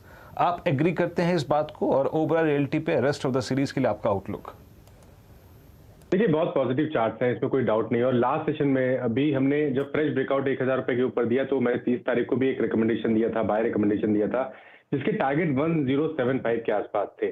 तो वो तो टारगेट है, लेकिन मेरा समझना है कि अगर आपके पास थोड़ा समय हो, अगर आप एक हफ्ते के समय की बात करें, आई थिंक 1125 तक के भाव आपको ओबराय रियल्टी में देखने को मिल जाएंगे। अभी भी अगर आपने उस दिन खरीदारी नहीं की तो अभी भी आप खरीदारी कर सकते हैं। 1014 के नीचे आपको स्टॉप लॉस रखना है। ऊपर की तरफ पहला टारगेट 1075, और उसके बाद शायद आपको 1110 1120 तक के भाव भी देखने को मिल जाएंगे। 1110 तक के अगर आप देखिए स्विंग आपको देखने को मिल सकते हैं। और जल्द ही यतिन के पास चलते हैं। कुछ देर पहले बीडीएल पर टिप्पणी करके गए थे, करीब करीब 842 तक का एक बहुत ही वाइल्ड स्विंग देखे गया था ये स्टॉक, और करीब करीब अभी भी अगर आप देखें अच्छा करता हुआ। लेकिन अब डीलर्स क्या क्या चेस कर रहे हैं, उनके जहन में क्या चल रहा है, एग्जैक्टली किन स्टॉक्स को चेस करना चाहिए, आइए यतिन से बात करिए। यतिन, डीलर्स किन स्टॉक्स को चेस कर रहे हैं इस वक्त? आशीष, ऑटो और ऑटो एंसिलरीज, माफ कीजिए वीरू, आशीष नहीं वीरू बुला लेते, कोई नहीं, बुला लेंगे उसको, बुला लेंगे। तो सबसे पहले ऑटो और ऑटो एंसिलरीज में जो मोमेंटम है वो कंटिन्यूड रहेगा, ऐसा डीलिंग रूम्स का मानना है। महिंद्रा एंड महिंद्रा, ये एक स्टॉक है, ऑब्वियसली आज इस पे न्यूज़ भी है क्योंकि इन्होंने मीडिया में इनविटेशन भेजा है XUV 400 की लॉन्च के लिए, जो सितंबर 2nd वीक में होने वाला है। तो यहाँ से सब 7-8 दिन में आपको एक इलेक्ट्रिक व्हीकल प्रोडक्ट M&M के स्टेबल से आता हुआ दिखाई देगा। और कहीं ना कहीं इसके पहले काफ़ी एक्साइटमेंट है स्टॉक में। ओपन इंटरेस्ट आज 7% यानी 7% से बढ़ा हुआ है, और डीलिंग रूम्स को लगता है कि यहाँ से अगर 2-4 दिन स्टॉक में अगर आप बने रहें तो शायद 20 से 30 रुपए का ट्रेडिंग अपसाइड भी देखने को मिल सकता है। अपसाइड ज़्यादा नहीं है, फिर भी अगर हम देखें मार्केट कंडीशंस के लिहाज से 3 से 4% का स्विंग यहाँ आपको दिखेगा, ऐसा डीलिंग रूम्स का मानना है। दूसरा स्टॉक है Bharat forge. Obviously defence market तो एक्टिव है ही कंपनी के लिए, इसके अलावा जो ऑयल एंड गैस केपेक्स है वो पिकअप हो रहा है, जनरल ऑटो बिजनेस पिकअप हो रहा है। तो अगर हम भारत फोर्ज की माने तो यहाँ भी डीलिंग रूम्स को लगता है कि पोजिशनली 780 रुपए के टारगेट्स बन सकते हैं। आज अगर हम भारत फोर्ज की स्पेसिफिकली बात करें तो ओपन इंटरेस्ट सितंबर सीरीज में लगभग 3% से बढ़ा है, और फ्रेश लॉन्ग्स यहाँ भी देखे गए हैं। तो दोनों ही महिंद्रा एंड महिंद्रा और भारत फोर्ज, ये दो काउंटर्स डीलिंग रूम्स को आज पसंद आ रहे हैं। तो ये दोनों कंपनियां लकीली आप देखिए रेडार पर आती हुई, मोमेंटम भी है। शुक्रिया यतिन इस अपडेट के लिए। और खास बात यह है कि दोनों डिफेंस सेक्टर को भी केटर करती है और दोनों ऑटो सेक्टर को भी केटर करती है, ये कॉमन पॉइंट है। भारत फोर्ज स्पेशली आज खूब चला है, करीब करीब 748 के लेवल्स आते हुए। M&M में तो पॉजिटिव रुझान था ही नंबर्स के बल पर। 1% की जो तेजी है, आगे क्या बढ़ेगी आशीष चतुर्मोता? सॉरी, कौन सा स्टॉक आपने कहा? भारत फोर्ज का जिक्र हो रहा है। भारत फोर्ज। तो देखिए, जैसे अभी यतिन ने कहा कि डिफेंस का भी एक बड़ा प्ले भारत फोर्ज है, और ऑब्वियसली ट्रक सेगमेंट में भी काफी एक्टिव है। तो मुझे लगता है कि यहाँ पर बेस बहुत ही अच्छा बना है। पिछले कुछ दिनों पहले बहुत स्ट्रॉन्ग वॉल्यूम के साथ करीब करीब 1 करोड़ शेयर के ऊपर का ट्रेडिंग वॉल्यूम हुआ। स्टॉक ने अपसर्ज दिखाया, उसके बाद एक कंसोलिडेशन हुआ, और अब इस कंसोलिडेशन से फाइनली निकलता हुआ भारत फोर्ज का स्टॉक नजर आ रहा है। यहाँ पर पे 740 पे एक अच्छा बेस है, तो मेरे हिसाब से 740 के स्टॉप के साथ लॉन्ग पोजीशन बनाना चाहिए। और जो स्विंग हाई बना था 800 रुपए का एक हफ्ते पहले, मुझे लगता है वो लेवल आपको बहुत ही जल्द भारत फोर्ज के स्टॉक में आता हुआ नजर आएगा। तो यहाँ से करीब 50 रुपए की तेजी मैं समझता हूँ शॉर्ट टर्म में भारत फोर्ज के स्टॉक में देखने को नजर आ सकती है। तो यहाँ से आगे और 800 की तरफ बढ़ता हुआ ये काउंटर क्लियरली दिख रहा है। इस बीच टीवीएस मोटर 3% ऊपर, अगस्त की कुल बिक्री में इजाफा देखने को मिला है। दरअसल टोटल सेल्स जो आई हैं वो करीब 3,35,000 1000 यूनिट्स पर आई हैं। 15% का इजाफा ईयरली ग्राउंड पर कंपनी ने दिखाया है। देखते ही देखते स्टॉक 1000 के ऊपर निकल गया। अभी भी याद रखिएगा वो ईवी के लिए इन्वेस्टर का ऐलान होना बाकी है, लेकिन 3% की बहुत तगड़ी तेजी इसने दिखाई है। मालिस, एक तो पहले टीवीएस पर एक चार्ट चेक दें, फिर टीवीएस की चर्चा हम थोड़ा होता साहब से भी करेंगे। क्या लग रहा है अब 1015 के ऊपर क्या होगा? देखिए, फ्रेश ब्रेकआउट तो आज देखने को मिला है, क्योंकि जो करीब 990 के आसपास का रेजिस्टेंस था, स्टॉक ने उसको ब्रीच किया और अब मेरा समझ है शायद आपको 1060 तक के भाव पोजिशनली देखने को मिल जाएंगे और अभी भी खरीदारी करनी चाहिए। करंट लेवल्स पे खरीदारी करिए, 995 के नीचे स्टॉप लॉस रख के 1060 की टारगेट सेट करिए। 1060 के टारगेट के लिए एक मौका यहाँ पर देखने को मिला है। टू व्हीलर सेल्स में 15% का इजाफा, स्टॉक एकदम बढ़िया भागा है और टू व्हीलर सेल्स 3,15,000 यूनिट्स के आसपास है। स्कूटर सेल्स 40% बढ़ती हुई अगस्त के महीने में ये आंकड़ा 1.21 लाख के आसपास आया है। तो क्लियरली एक अच्छा खासा बिक्री का मोमेंटम देखने को मिला है। और होता साहब ये काफ़ी इंटरेस्टिंग है कि मार्केट एक्सपेक्ट कर रहा था कि टू व्हीलर सेल्स में इतना कुछ इजाफा नहीं देखने को मिलेगा, तो वहाँ पर एक सरप्राइज आया। बिगनिंग विद बजाज ऑटो के आंकड़े आज सुबह में, आगे देखते हैं हीरो आयशर सब क्या करते हैं, लेकिन टीवीएस मोटर का भी प्रदर्शन काफ़ी स्ट्रॉन्ग रहा है। आपकी क्या राय रहेगी, अब फंडामेंटली किस दिशा में चल चुका है काउंटर? मोटर अच्छा खासा मूव कर चुका है। अगर रिजल्ट डे की बात करूं तो 870 अराउंड प्राइस था और बहुत ही अच्छा रिजल्ट उन्होंने पेश किया था Q1 का, तो वहां से तो ऑलरेडी 1000 प्लस हो चुका है। हालांकि अभी भी टेलविंड्स बहुत हैं ये सेक्टर के लिए और टीवीएस के लिए, क्योंकि बहुत एग्रेसिव प्रोडक्ट लॉन्चेस आने वाले हैं। न्यूयर मार्केट में एंट्री है इसका अर्निंग्स जो है अभी भी 42% का कैगर आने वाला है FY 22 से 24 में। तो नियर टर्म में थोड़ा सा अभी प्राइजी लग रहा है टीवीएस मोटर, लेकिन लॉन्ग टर्म की बात करूं तो अभी भी बहुत सारे सरप्राइज आ सकते हैं। जैसे आपने बोला कि इन्वेस्टर आ सकते हैं इसका ईवी में और अर्निंग अपग्रेड्स आ सकते हैं, क्योंकि इतना किसी ने सोचा नहीं कि रूरल डिमांड इतना जल्दी रिवाइव करेगा और टू व्हीलर डिमांड रिवाइव करेगा। तो हो सकता है कि यहाँ से अर्निंग अपग्रेड भी आ जाए। नियर टर्म में तो थोड़ा सा प्राइजी लग रहा है, लॉन्ग टर्म में अभी भी मुझे टीवीएस मोटर लग रहा है कि आउट परफॉर्म कर सकता है। अच्छा हर्षदा, ऑटो पे इतना डेडिकेटेड डिस्कशन हुआ, मुझे आप बताइए, अगर आपको डीजल की गाड़ी अब छोड़नी हो तो अब आप क्या लेंगी? ईवी लेंगी, अगेन डीजल लेंगी, पेट्रोल लेंगी, हाइब्रिड लेंगी, क्या लेंगी? वीरू, बॉम्बे का ट्रैफिक देखकर ना मुझे तो मेट्रो का कार्ड लेने की इच्छा हो रही है। नहीं, फिर भी वास्तविक अगर हर्षदा, अगर आपको ऑप्शन दिया जाए है नेक्स्ट गाड़ी अगर गाड़ी लेनी है, वैसे मैं बहुत सीरियसली सोच रही हूँ कि अब जब मेट्रो शुरू होगी तो मेट्रो में ही ट्रैवल करना है, लेकिन अगर नेक्स्ट गाड़ी लेनी है तो वो ईवी होनी चाहिए। ओके, आशीष, आपके मुताबिक हाइब्रिड या फिर एक कोर ईवी? नहीं, अब तो देखिए वीरेंद्र, अब ईवी के ही समय है। मैं तो खुद नई कार लेने की सोच रहा हूँ, तो थोड़ा वेट कर रहा हूँ कि कोई ईवी में और क्या बेटर अपॉर्चुनिटी आती है, बट जो लेना है, स्विच करना है, वो ईवी की तरफ ही रुझान बना। अच्छा, अब यकीन मानिए मारुति की जो वो है ना ग्रैंड विटारा, उसकी अक्टूबर में लॉन्चिंग है और लगभग आप समझ लीजिएगा कि इनके पास 45 से 50 हज़ार बुकिंग आ चुकी है। बहुत अच्छी, अगर आप देखें शायद इसको रिस्पॉन्स मिले। बाकी अगर आप देखें अभी गाड़ी मैंने देखी भी नहीं है और टाइम लगेगा। आई थिंक हर शोरूम में भी ये खड़ी भी नहीं है। अभी मात्र एक ही 2 गाड़ी हैं जो कि पूरे दिल्ली एनसीआर में घूम रही हैं और दूसरा रहेगा टोयोटा हाई राइडर का लॉन्च। वो भी गाड़ी बेहतरीन है और करीब हाइब्रिड में 21-22 का एवरेज निकाल रही है। ये होटा साहब, मारुति पे आपका टेक है? टेक्निकली ये स्टॉक मैं कह सकता हूँ कि वेल पॉइज्ड है अपने ऑल टाइम हाई ट्रेजेक्टरी को छूने के लिए। ये एक टेक्निकल व्यू है। अब आप देखिए, इन्होंने ऑल्टो K10 का लॉन्च किया, अर्टिगा की बुकिंग्स अगर आप देखें काफ़ी समय तक के लिए इनकी लाइंड अप हैं, वैगनार की बुकिंग्स काफ़ी समय के लिए लाइंड अप हैं, ग्रैंड विटारा का अगर आप देखें एक बड़ा लॉन्च, स्ट्रॉन्ग बुकिंग। मारुति पे आपका टेक क्या है इस वक्त? मारुति में पहले मैं ऑटो सेक्टर के बारे में बता दूं कि ये 2-2.5 साल के अंडर परफॉर्मेंस के बाद में लास्ट 6 से 8 महीना में परफॉर्म करना शुरू किया है, और टेलविंड्स बहुत सारे हैं और जो सारे प्रेशर पॉइंट थे, वो चिप शॉर्टेज का हो या रूरल डिमांड का हो, वो ईज आउट हो रहे हैं। तो उसके लिए मुझे लगता है ऑटो सेक्टर आउट परफॉर्म करेगा और उसमें लीडर्स है मारुति और पैसेंजर व्हीकल की देखें तो अभी भी डिमांड बहुत हाई है, वेटिंग पीरियड हाई है और एजीएम में जिस तरह से इनके मैनेजमेंट ने कमेंट्री दिया है आने वाले क्वार्टर्स को लेके या आने वाले सालों को लेके लॉन्चेस को लेकर, तो मुझे लगता है यहाँ से भी मोमेंटम जारी रहेगा मारुति में और हमारा टारगेट यहाँ पे 10,150 का है। लेकिन मुझे लगता है कि आने वाले क्वार्टर्स में अपग्रेड्स ही आएंगे मारुति में, क्योंकि और सारे बहुत ईज आउट होते जाएंगे और टेलविंड्स बढ़ते जाएंगे ये सेक्टर के लिए। मारुति पे अगर आप देखें आपका ठीक है। राजेश पालवी जी, आप ही इस डिस्कशन में काफ़ी शांत रहे, आप तो इनफैक्ट मारुति चलाते भी हैं, एक्सेल 6, आपका मारुति पे टेक्निकल व्यू क्या है इस वक्त? तो व्यू तो बुलिश ही है मारुति पे, और जिस तरीके से अब स्टॉक में 9000 के ऊपर सस्टेन होते हुए दिख रहा है, हमें लगता है कि ये स्टॉक में नेक्स्ट टारगेट जो बनना चाहिए 9400 9450 तक का अप मूव शॉर्ट टर्म में आते हुए दिख सकता है। तो बुलिश व्यू ही है और यहाँ पे बाय करने की सलाह रहेगी। 8850 स्टॉप लॉस रहेगा और अपसाइड के टारगेट 9450 तक पोजिशनल बेसिस पे आते हुए दिख सकते हैं।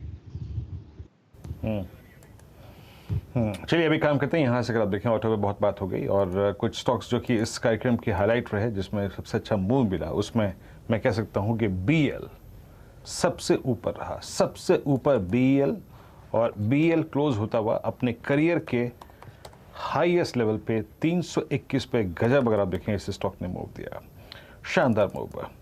अब यहाँ से BTS का क्रम शुरू करते हैं, चंदन से शुरुआत करते हैं। चंदन, आपका कन्विक्शन क्या कहता है, कल के लिए कैरी क्या करना चाहिए?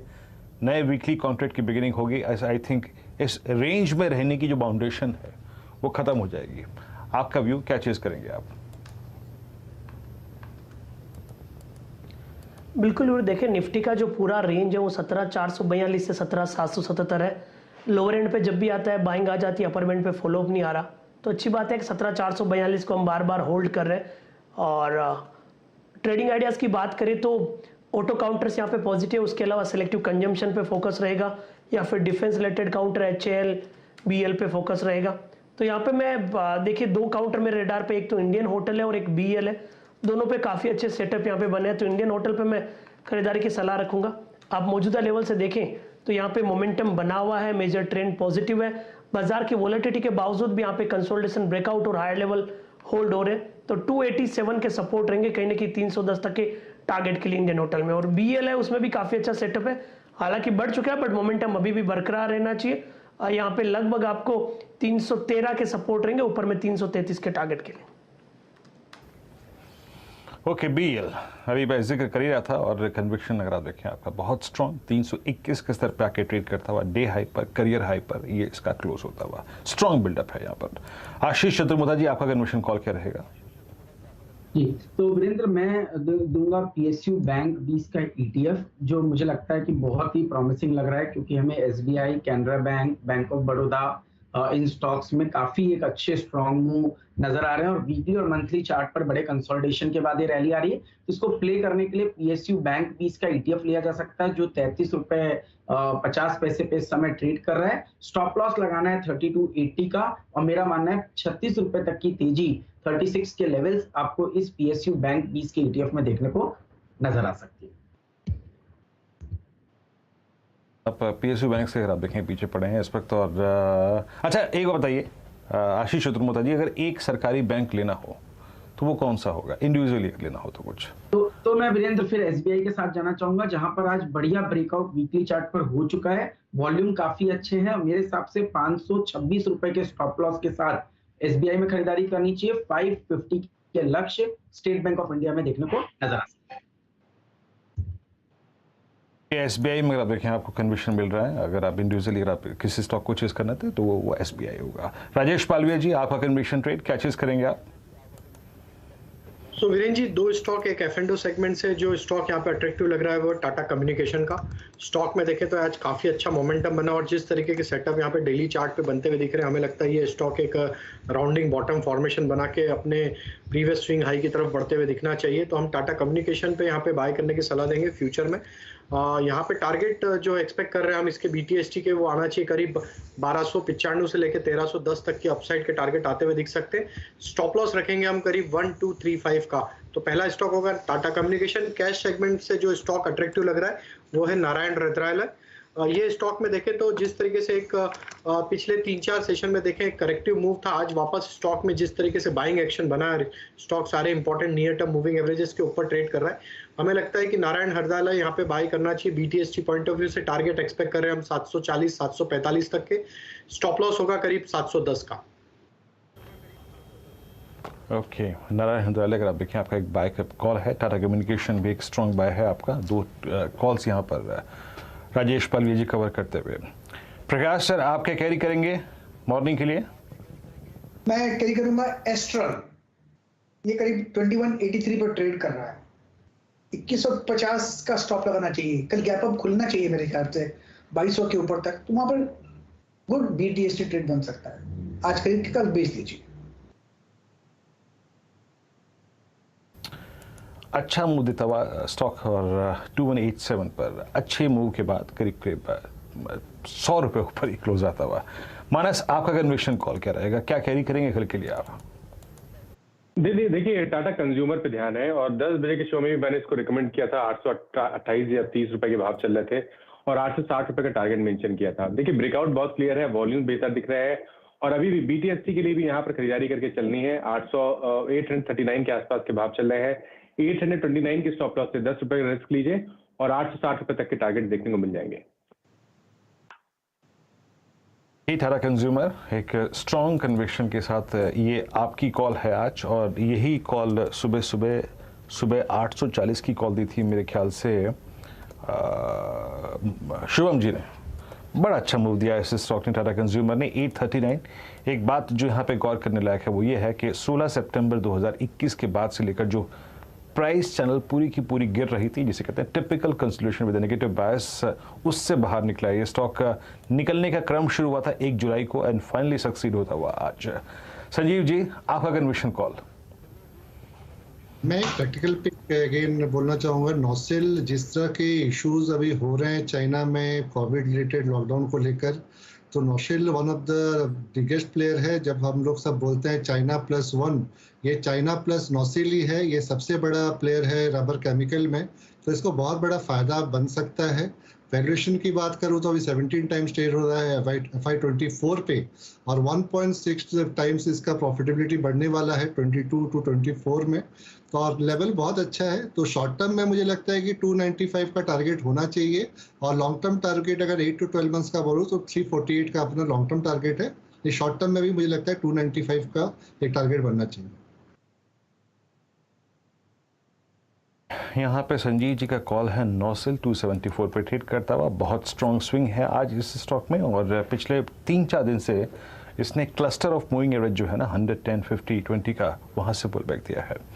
और कुछ स्टॉक्स पे यहाँ पे फोकस कर लेते हैं। देखिए आज मैंने इस कार्यक्रम में जिक्र किया था इंडिगो का, लेकिन अगर कुछ स्टॉक्स ने एक सब्सटेंशियल रिकवरी दिखाई है अगेंस्ट ऑल ऑड्स, तो उसमें आप स्पाइस जेट को इंक्लूड कर सकते हैं। 4450 आप देखें सुबह देखिए नेगेटिव खबरों का तांता लगा हुआ था पिछले 2 महीने में, और आज सुबह अगर आप देखें जब रेजिग्नेशंस की खबर आई थी CFO साहब के, इनके संजीव तनेजा साहब के, तो उसके बाद स्टॉक की बहुत ही ख़राब ओपनिंग हुई, लेकिन एक स्मार्ट रिकवरी 4450 और ये जाके फिर रिगेन कर गया अपने 50 डे एक्सपोनेंशियल मूविंग एवरेज को।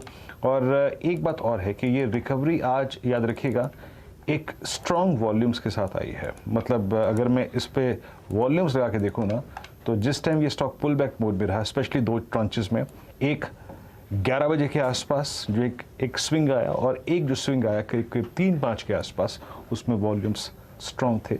खैर 50 डे मार्क के आसपास इस स्टॉक की क्लोजिंग आती हुई। 1-2 स्टॉक्स और मार्क कर देते हैं इस कार्यक्रम में जो जिनका डिस्कशन हुआ था। टाटा कंज्यूमर डे हाई पे, BL डे हाई पर। एक बार आप LIC हाउसिंग फाइनेंस लेके आइए। LIC हाउसिंग फाइनेंस 417 ट्यूसडे को मॉर्निंग में हमने पहला या दूसरा ट्रेड लिया था मेरे ख्याल से ये, और ये भी 22 जून 2021 के बाद से जो चैनल गिर रही थी उससे बाहर निकल के आया है बहुत स्ट्रांगली। राजेश पालवी जी, आपका टेक इस स्टॉक पे? तो बैंकिंग फाइनेंशियल में देखिए स्ट्रेंथ तो बनी हुई है, और LIC हाउसिंग फाइनेंस को अगर हम देखें तो स्टॉक में जिस तरीके से 400 के ऊपर स्टॉक कंटिन्यूस बेसिस पे सस्टेन होते हुए दिख रहा है, हमें लगता है ये स्टॉक में जो नेक्स्ट राउंड ऑफ रैली है वो 440 की तरफ बढ़ते हुए दिख सकती है। तो अभी जिनके पास भी पोजीशन है बने रह सकते हैं, और यहाँ पे स्टॉप लॉस रखे 412 का, अपसाइड के ट्रेडिंग टारगेट होंगे 426 तक के, पर पोजिशनली हम 440 तक की तेजी इसमें एक्सपेक्ट कर रहे हैं। तो ये फिलहाल आपके लिए LIC हाउसिंग फाइनेंस पर राय आती हुई एक मोमेंटम ट्रेड है, करीब 2-2.25% तक के गेन्स देखने को मिल रहे हैं। अच्छा, जाते जाते एक तो कोरोमंडल इंटरनेशनल का ट्रेड स्क्रीन पर लेकर आते हैं, 3% ऊपर है काउंटर। एक्सपायरी के दिन यहाँ पर ओपन इंटरेस्ट अच्छा खासा बढ़ता हुआ दिखाई दिया है। और दूसरा SRF तो आज तेजी की तरफ टॉप ट्रेड्स में भी शामिल है वायदे के। तो दोनों पर राय चंदन अगर आपकी है तो बताइएगा, क्या ट्रेड नया लें, कैरी करें, क्या करें?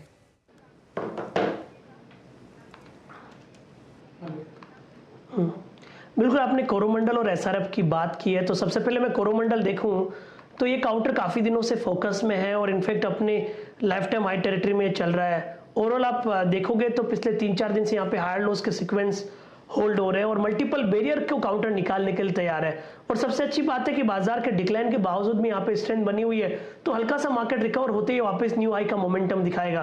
तो ओवरऑल खरीदारी की सलाह यहाँ पे बनने की 1055-1060 के आसपास के सपोर्ट है। ऊपर में आपको लगभग 1140-1150 तक के लेवल बनने चाहिए। अब आप SRF की बात करें तो काफी अच्छा सेटअप और ब्रेकआउट यहाँ पे देखने को मिल रहा है। सही मायने में कल ही एक ब्रेकआउट हो चुका था जो लगभग 2530-2540 के आसपास था। उसके बाद मोमेंटम बना हुआ है और मल्टीपल वीक्स के हाई के आसपास ये काउंटर चल रहा है। तो SRF में आज काफी दमखम दिखा है, अभी भी मोमेंटम बरकरार रहना चाहिए। जिनके पास भी पोजीशन है वो बरकरार रखें।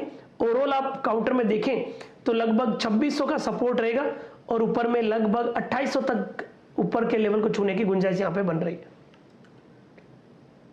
200 तक के लेवल्स देखने को मिलेंगे। SRF में एक अपॉर्चुनिटी अच्छी खासी स्टॉक में तेजी की बन रही है, खरीदारी करके चले। जाते जाते इनफैक्ट वो पूरा पैक आपकी स्क्रीन पर ये देखिए, नीचे सबसे छोटा टिकट साइज का काउंटर पारादीप फॉस्फेट्स तो 11.5% भाग चुका है। ये काफी तगड़ा मोमेंटम देखने को मिला। गावा सब कोई ट्रैक करते हैं क्या ये पारादीप फॉस्फेट जैसी कंपनी? जी नहीं, एक्चुअली नहीं, मैं नहीं करता। लिस्टिंग है नाम निकाल दूं। हाँ, नई लिस्टिंग है, मेरे को उसका कोड वर्ड नहीं याद, कोई नहीं, अगली बार ही देखेंगे, लेकिन मोमेंटम देखने को मिल रहा है। नेक्स्ट टाइम कर लेंगे। हाँ, नेक्स्ट टाइम देखेंगे। इस बीच केमिकल काउंटर्स में फिनोटेक्स जैसे स्टॉक्स, आपका ITDC में तेजी बनती हुई, विजया डायग्नोस्टिक्स जैसे काउंटर्स, पेटीएम जैसे स्टॉक्स में आज हमने देखा है खरीदारी बनती दिखाई दी है। तो ये कुछ काउंटर्स हैं जहां पर हमने देखा खरीदारी देखने को मिली, इसीलिए मिड कैप इंडेक्स दरअसल पॉजिटिव टेरिटरी में दिखेगा, नहीं तो निफ्टी बैंक दोनों पर प्रेशर कायम है। एक और ट्रेड जो दरअसल मुझे याद है सोमवार से, इनफैक्ट पिछले फ्राइडे से सजेस्ट किया जा रहा था, वो है ओबरॉय रियल्टी का। वो देखिएगा एक बार 2.5% ऊपर है ये काउंटर। वॉल्यूम एक्शन डिसेंट होता है इसके अंदर जब ये भागने लगता है। मानस, ये ट्रेड क्या अभी भी जम रहा है, क्या कैरी करें? बिल्कुल, थोड़ी देर पहले भी देखिए इसी स्टॉक के बारे में बात हुई और मैंने 1110 1120 की बात की। मेरा पहला टारगेट 1075 का रहेगा जो कि मैंने फ्राइडे को रिकमेंड किया था, लेकिन बिल्कुल अभी भी आप खरीदारी कर सकते हैं। मेरे हिसाब से 1014 के स्टॉप लॉस से करंट लेवल से भी आपको ओबरॉय रियल्टी में खरीदारी करके चलना है। रियल्टी में देखिए एक तेजी का ट्रेड कायम रखने की जरूरत है, बने रहें उसके साथ। आखिरी 6 मिनटों के कारोबार में उतरने एक बार फिर डाउ का जायजा ले ही लेते हैं। डाउ फ्यूचर्स अब 162 अंकों की गिरावट पर ट्रेड करता हुआ दिखाई दे रहा है, तो स्थिति बिल्कुल ठीक नहीं है। इनफैक्ट जर्मनी के मार्केट में बिकवाली और बढ़ गई है इस बीच, 178 to 190 अंकों का नुकसान देखने को मिला है। तो प्रेशर तो है अनडाउटेडली। आज मार्केट्स कमजोर ही खुलेंगे। नैस्डैक फ्यूचर्स की ज्यादा धुलाई होती हुई 138 पॉइंट नीचे ये ट्रेड में। तो इन्फी, TCS, विप्रो में जो आज मंदी का ट्रेड बना है, फिर क्या वो कैरी करने लायक दिखाई दे रहा है? TCS खासतौर से 2.5% के नुकसान पर 3134 के लेवल्स हैं। आशीष चतुर्मोता, आपका व्यू क्या है? TCS क्या शॉर्ट करेंगे? शॉर्ट तो नहीं करेंगे, बट इससे लॉन्ग भी नहीं करेंगे क्योंकि ये बड़ी एक क्रूशियल लेवल पे है और IT का अंडर परफॉर्मेंस भी हमें नजर आता है। तो मैं थोड़ा वेट एंड वॉच स्किप करूंगा पूरे IT को इस समय किसी भी तरह के ट्रेड के लिए।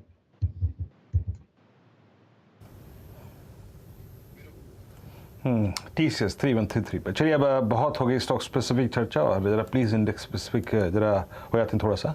17553 और जो आवाज़ का 2 बजे का डिस्कशन था हर्ष और मेरा, उसमें हमने यही तय किया था कि जनाब यहाँ पे कोई इंडेक्स पे कॉल नहीं लेंगे। No closing trade on indices. Indices ने अपने दोनों जोन्स को बेस्ट और वर्स्ट छू लिया है, कोई ज़रूरत नहीं यहाँ पे इंडल्ज होने की ट्रेड पे।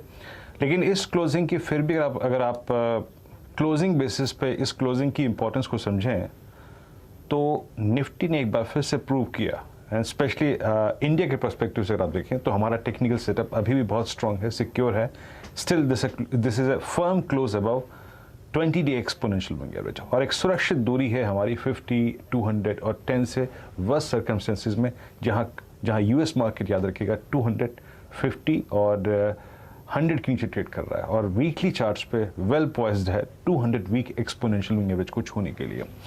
याद रखिएगा डाउ के लिए आज जो हम सुबह डिस्कस कर रहे थे 31,200 की ट्रैजेक्टरी बहुत महत्वपूर्ण रहेगी। आज के टॉप ओआई गेनर्स लॉन्ग और शॉर्ट साइड पे अगर आप देखें एक बार ले आते हैं, सबसे अच्छा लॉन्ग बिल्डअप जिन स्टॉक्स में हुआ, और सबसे अगर आप देखें जो आज ज़्यादा शॉर्टिंग हुई है, इस क्रम में मैं हीट मैप आपकी स्क्रीन पर रख रहा हूँ। सबसे स्ट्रॉन्ग लॉन्ग बिल्डअप हुआ है देखिए ऑटो बास्केट में आज, और डिफेंस में ये दो बास्केट काफ़ी स्ट्रॉन्ग रही, कंस्ट्रक्शन काफ़ी स्ट्रॉन्ग रहा, इंफ्रास्ट्रक्चर काफ़ी स्ट्रॉन्ग रहा, कैपिटल गुड्स काफ़ी स्ट्रॉन्ग रहा, केमिकल स्ट्रॉन्ग रहा। GMR infra, Ashok Leyland, Tata communication, SRF, Astral, BEL, Cummins India, Bajaj finance, BHEL, Oberoi realty और एलआईसी हाउसिंग फाइनेंस, इन सब में सबसे स्ट्रॉन्ग लॉन्ग बिल्डअप हुआ। फिर कह रहा हूँ, GMR infra, Ashok Leyland, Tata communication, SRF, Astral, BEL, Cummins India, Bajaj finance, BHEL, Oberoi realty, LIC housing finance. Short buildup हुआ खबरों के बीच में, आई थिंक सीसीआई के संदेह के बीच में और क्वेश्चंस के बीच में। जी एंटरटेनमेंट आज करीब 243, but still on closing basis ये स्टॉक एक जोन को सिक्योर करके ले जा रहा है, दैट इज 241। याद रखिएगा the last moving average placed on G is 241। PL, Hindalco, Nalco, Persistent, Reliance अगर आप देखें आज सॉफ्ट रहे। ओएनजीसी, बायोकॉन, टीसीएस, वेदांता और मनप्पुरम फाइनेंस कुछ ऐसे स्टॉक्स थे जिन्होंने लॉसेस देखे। लॉन्ग अनवाइंडिंग हुई आज इंडियाबुल्स हाउसिंग फाइनेंस में, रेन इंडस्ट्रीज में, श्रीराम ट्रांसपोर्ट फाइनेंस में और क्रॉम्पटन कंज्यूमर में। और शॉर्ट कवरिंग जिनमें थी आज एस्कॉट, सुबह सुबह इनके बिक्री के आंकड़े आ गए थे, उसका एक पुश मिला इनको। हालांकि उस पुश के बाद स्टॉक ठंडा रहा, मतलब जो गेन ले लिए सो ले लिए, फर्दर एड कुछ नहीं किया, बट स्टिल यहाँ पे आज शॉर्ट कवरिंग हुई 2018 पे। उसके बाद गुजरात गैस, इंटेलेक्ट डिजाइन और फेडरल बैंक, ये कुछ ऐसे काउंटर्स थे जिन्होंने आज शॉर्ट कवरिंग फिटनेस की। चलते हैं इस क्लोजिंग को बारीकी से समझने के लिए वॉल पे हर्षदा के पास। Harshada, over to you. शुक्रिया वीरू। तो आज देखिए हमने ऊपर की तरफ करीब 17,695 का स्तर देखा, उससे काफ़ी दूरी बनाते हुए हम फाइनल क्लोज दिखा रहे हैं 17,557 के लेवल्स पर, और जो डिप आया था वो तकरीबन 17,485 के आसपास भी देखने को मिला था। उसको छूने के बाद थोड़ा सा संभला ज़रूर है इंडेक्स, या आपने ध्यान में रखना है। साथ ही साथ गौर करिए निफ्टी बैंक में क्या हुआ। तो निफ्टी बैंक भी वॉलेटाइल था, 39,100 तक टूटते हुए हम दिखाई दिए थे, लेकिन 39,336 के आसपास का क्लोज आ रहा है। करीब 200 पॉइंट की गिरावट पर इंडेक्स जाकर टिक रहा है। साथ ही साथ आपको सेक्टोरली स्थिति बताते हैं, तो पीएसयू बैंकों में थोड़ा सा आज सपोर्ट था, चाहे वो आपका बैंक ऑफ बड़ौदा हो, एसबीआई जैसे ट्रेड्स हो, वहां से कुछ मदद मिली। क्या किसने खींचा है, तो टेक्नोलॉजी काउंटर्स, निफ्टी का आईटी इंडेक्स करीब 500 पॉइंट टूटता हुआ, यहाँ पर 1.5-2% तक की गिरावट देखने को मिली। Auto index on the whole positive side पर रहा है। मेटल्स में आज प्रेशर देखने को मिला, तो मेटल इंडेक्स आपको 48 अंकों की गिरावट दिखाई देगा, और एफएमसीजी में भी 262 अंकों तक की नुकसान पर ट्रेड बनता दिखाई दिया। फार्मा में भी बिकवाली देखने को मिली। आपके लिए हीट मैप लेकर आते हैं, तो स्टॉक साफ दिखेंगे आपको कि किसने कितना प्रेशर डाला है, किसने कितना बाजार को नीचे खींचा है। तो कमोडिटी से जुड़े हुए ट्रेड, चाहे वो तेल का ट्रेड कमोडिटी स्टॉक हो या फिर आपके मेटल्स का, बिकवाली के गिरफ्त में। हिंडाल्को आज 423 पर टिक रहा है, 3.5% का नुकसान। रिलायंस इंडस्ट्रीज लगभग 2.8% के लॉसेस के साथ जाकर टिक रहा है, और 2.5% तक के लॉसेस ओएनजीसी ने भी दिखाए हैं। इसके बाद आइए आप टेक्नोलॉजी कंपनियों पर, तो टीसीएस जैसा स्टॉक सबसे कमजोर रहा आज, जहां टीसीएस के साथ साथ 1.5% तक की गिरावट देखने को मिली। आपका यहाँ पर HCL टेक जैसे काउंटर्स, टेक महिंद्रा जैसे काउंटर्स, विप्रो जैसे काउंटर्स में भी हमने देखा 0.5% तक के नुकसान के साथ ट्रेड बनता दिखाई दिया। तो ज्यादातर स्क्रीन आज लाल थी, क्योंकि एक्सिस बैंक हो, HDFC बैंक हो, ICICI बैंक हो, इनमें बिकवाली का दबाव रहा, और आखिर में कोटक भी हल्की से नेगेटिव टेरिटरी में जाकर स्लिप हुआ है। सपोर्ट कहां से था, तो टाटा कंज्यूमर 4% ऊपर, बजाज फिनसर्व में में हमने देखा लगभग 3% की बढ़त। एशियन पेंट को कच्चे तेल में जो गिरावट आई है, हम $94-93 पर आए हैं आज, उसका फायदा मिलता दिखाई दिया। और ऑफ कोर्स ऑटो की बिक्री के आंकड़े, कल आइशर और हीरो के आंकड़े आएंगे तो उस पर मार्केट रिएक्ट जरूर करेगा। लेकिन आज देखिए M&M हो, एस्कॉर्ट्स हो, मारुति हो, इन सब ने काफी अच्छा परफॉर्मेंस दिखाया और ये स्टॉक दरअसल पॉजिटिव साइड पर जरूर थे। बजाज ऑटो में सुबह में अच्छा खासा एक्शन था, बाजार बंद होते होते कुछ मुनाफा वसूली देखने को मिली। तो ये है फिलहाल आज की तस्वीर। बेहद वॉलेटाइल सत्र, 197 अंक लेकिन हम गवाकर 17,540 पर 42 पर जाकर टिकते हुए दिखाई दिए हैं। ये है फिलहाल आपके लिए तस्वीर। और याद रखिएगा, ग्लोबल संकेत अभी भी बिगड़े हुए हैं। अमेरिका इशारा कर रहा है कि वहां पर भी कमजोरी के साथ ही सत्र की शुरुआत होगी। लगभग 150 पॉइंट नीचे है Dow futures. Ji but still अगर आप एक चीज़ देखें, आई मीन बिटवीन डाउ और निफ्टी कितना एक स्ट्रॉन्ग डिफरेंशियल है, आप इस बात से अंदाजा लगा सकते हैं। कल फ्राइडे फैक्टर है, कल वीकली चार्ट्स फॉर्म हो जाएंगे।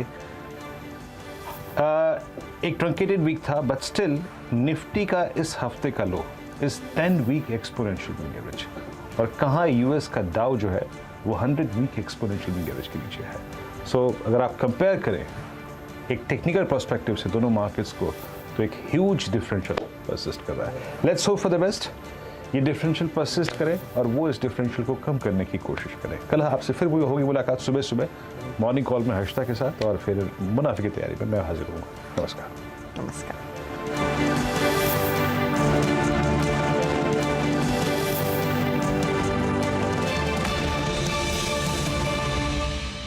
कि प्रायोजक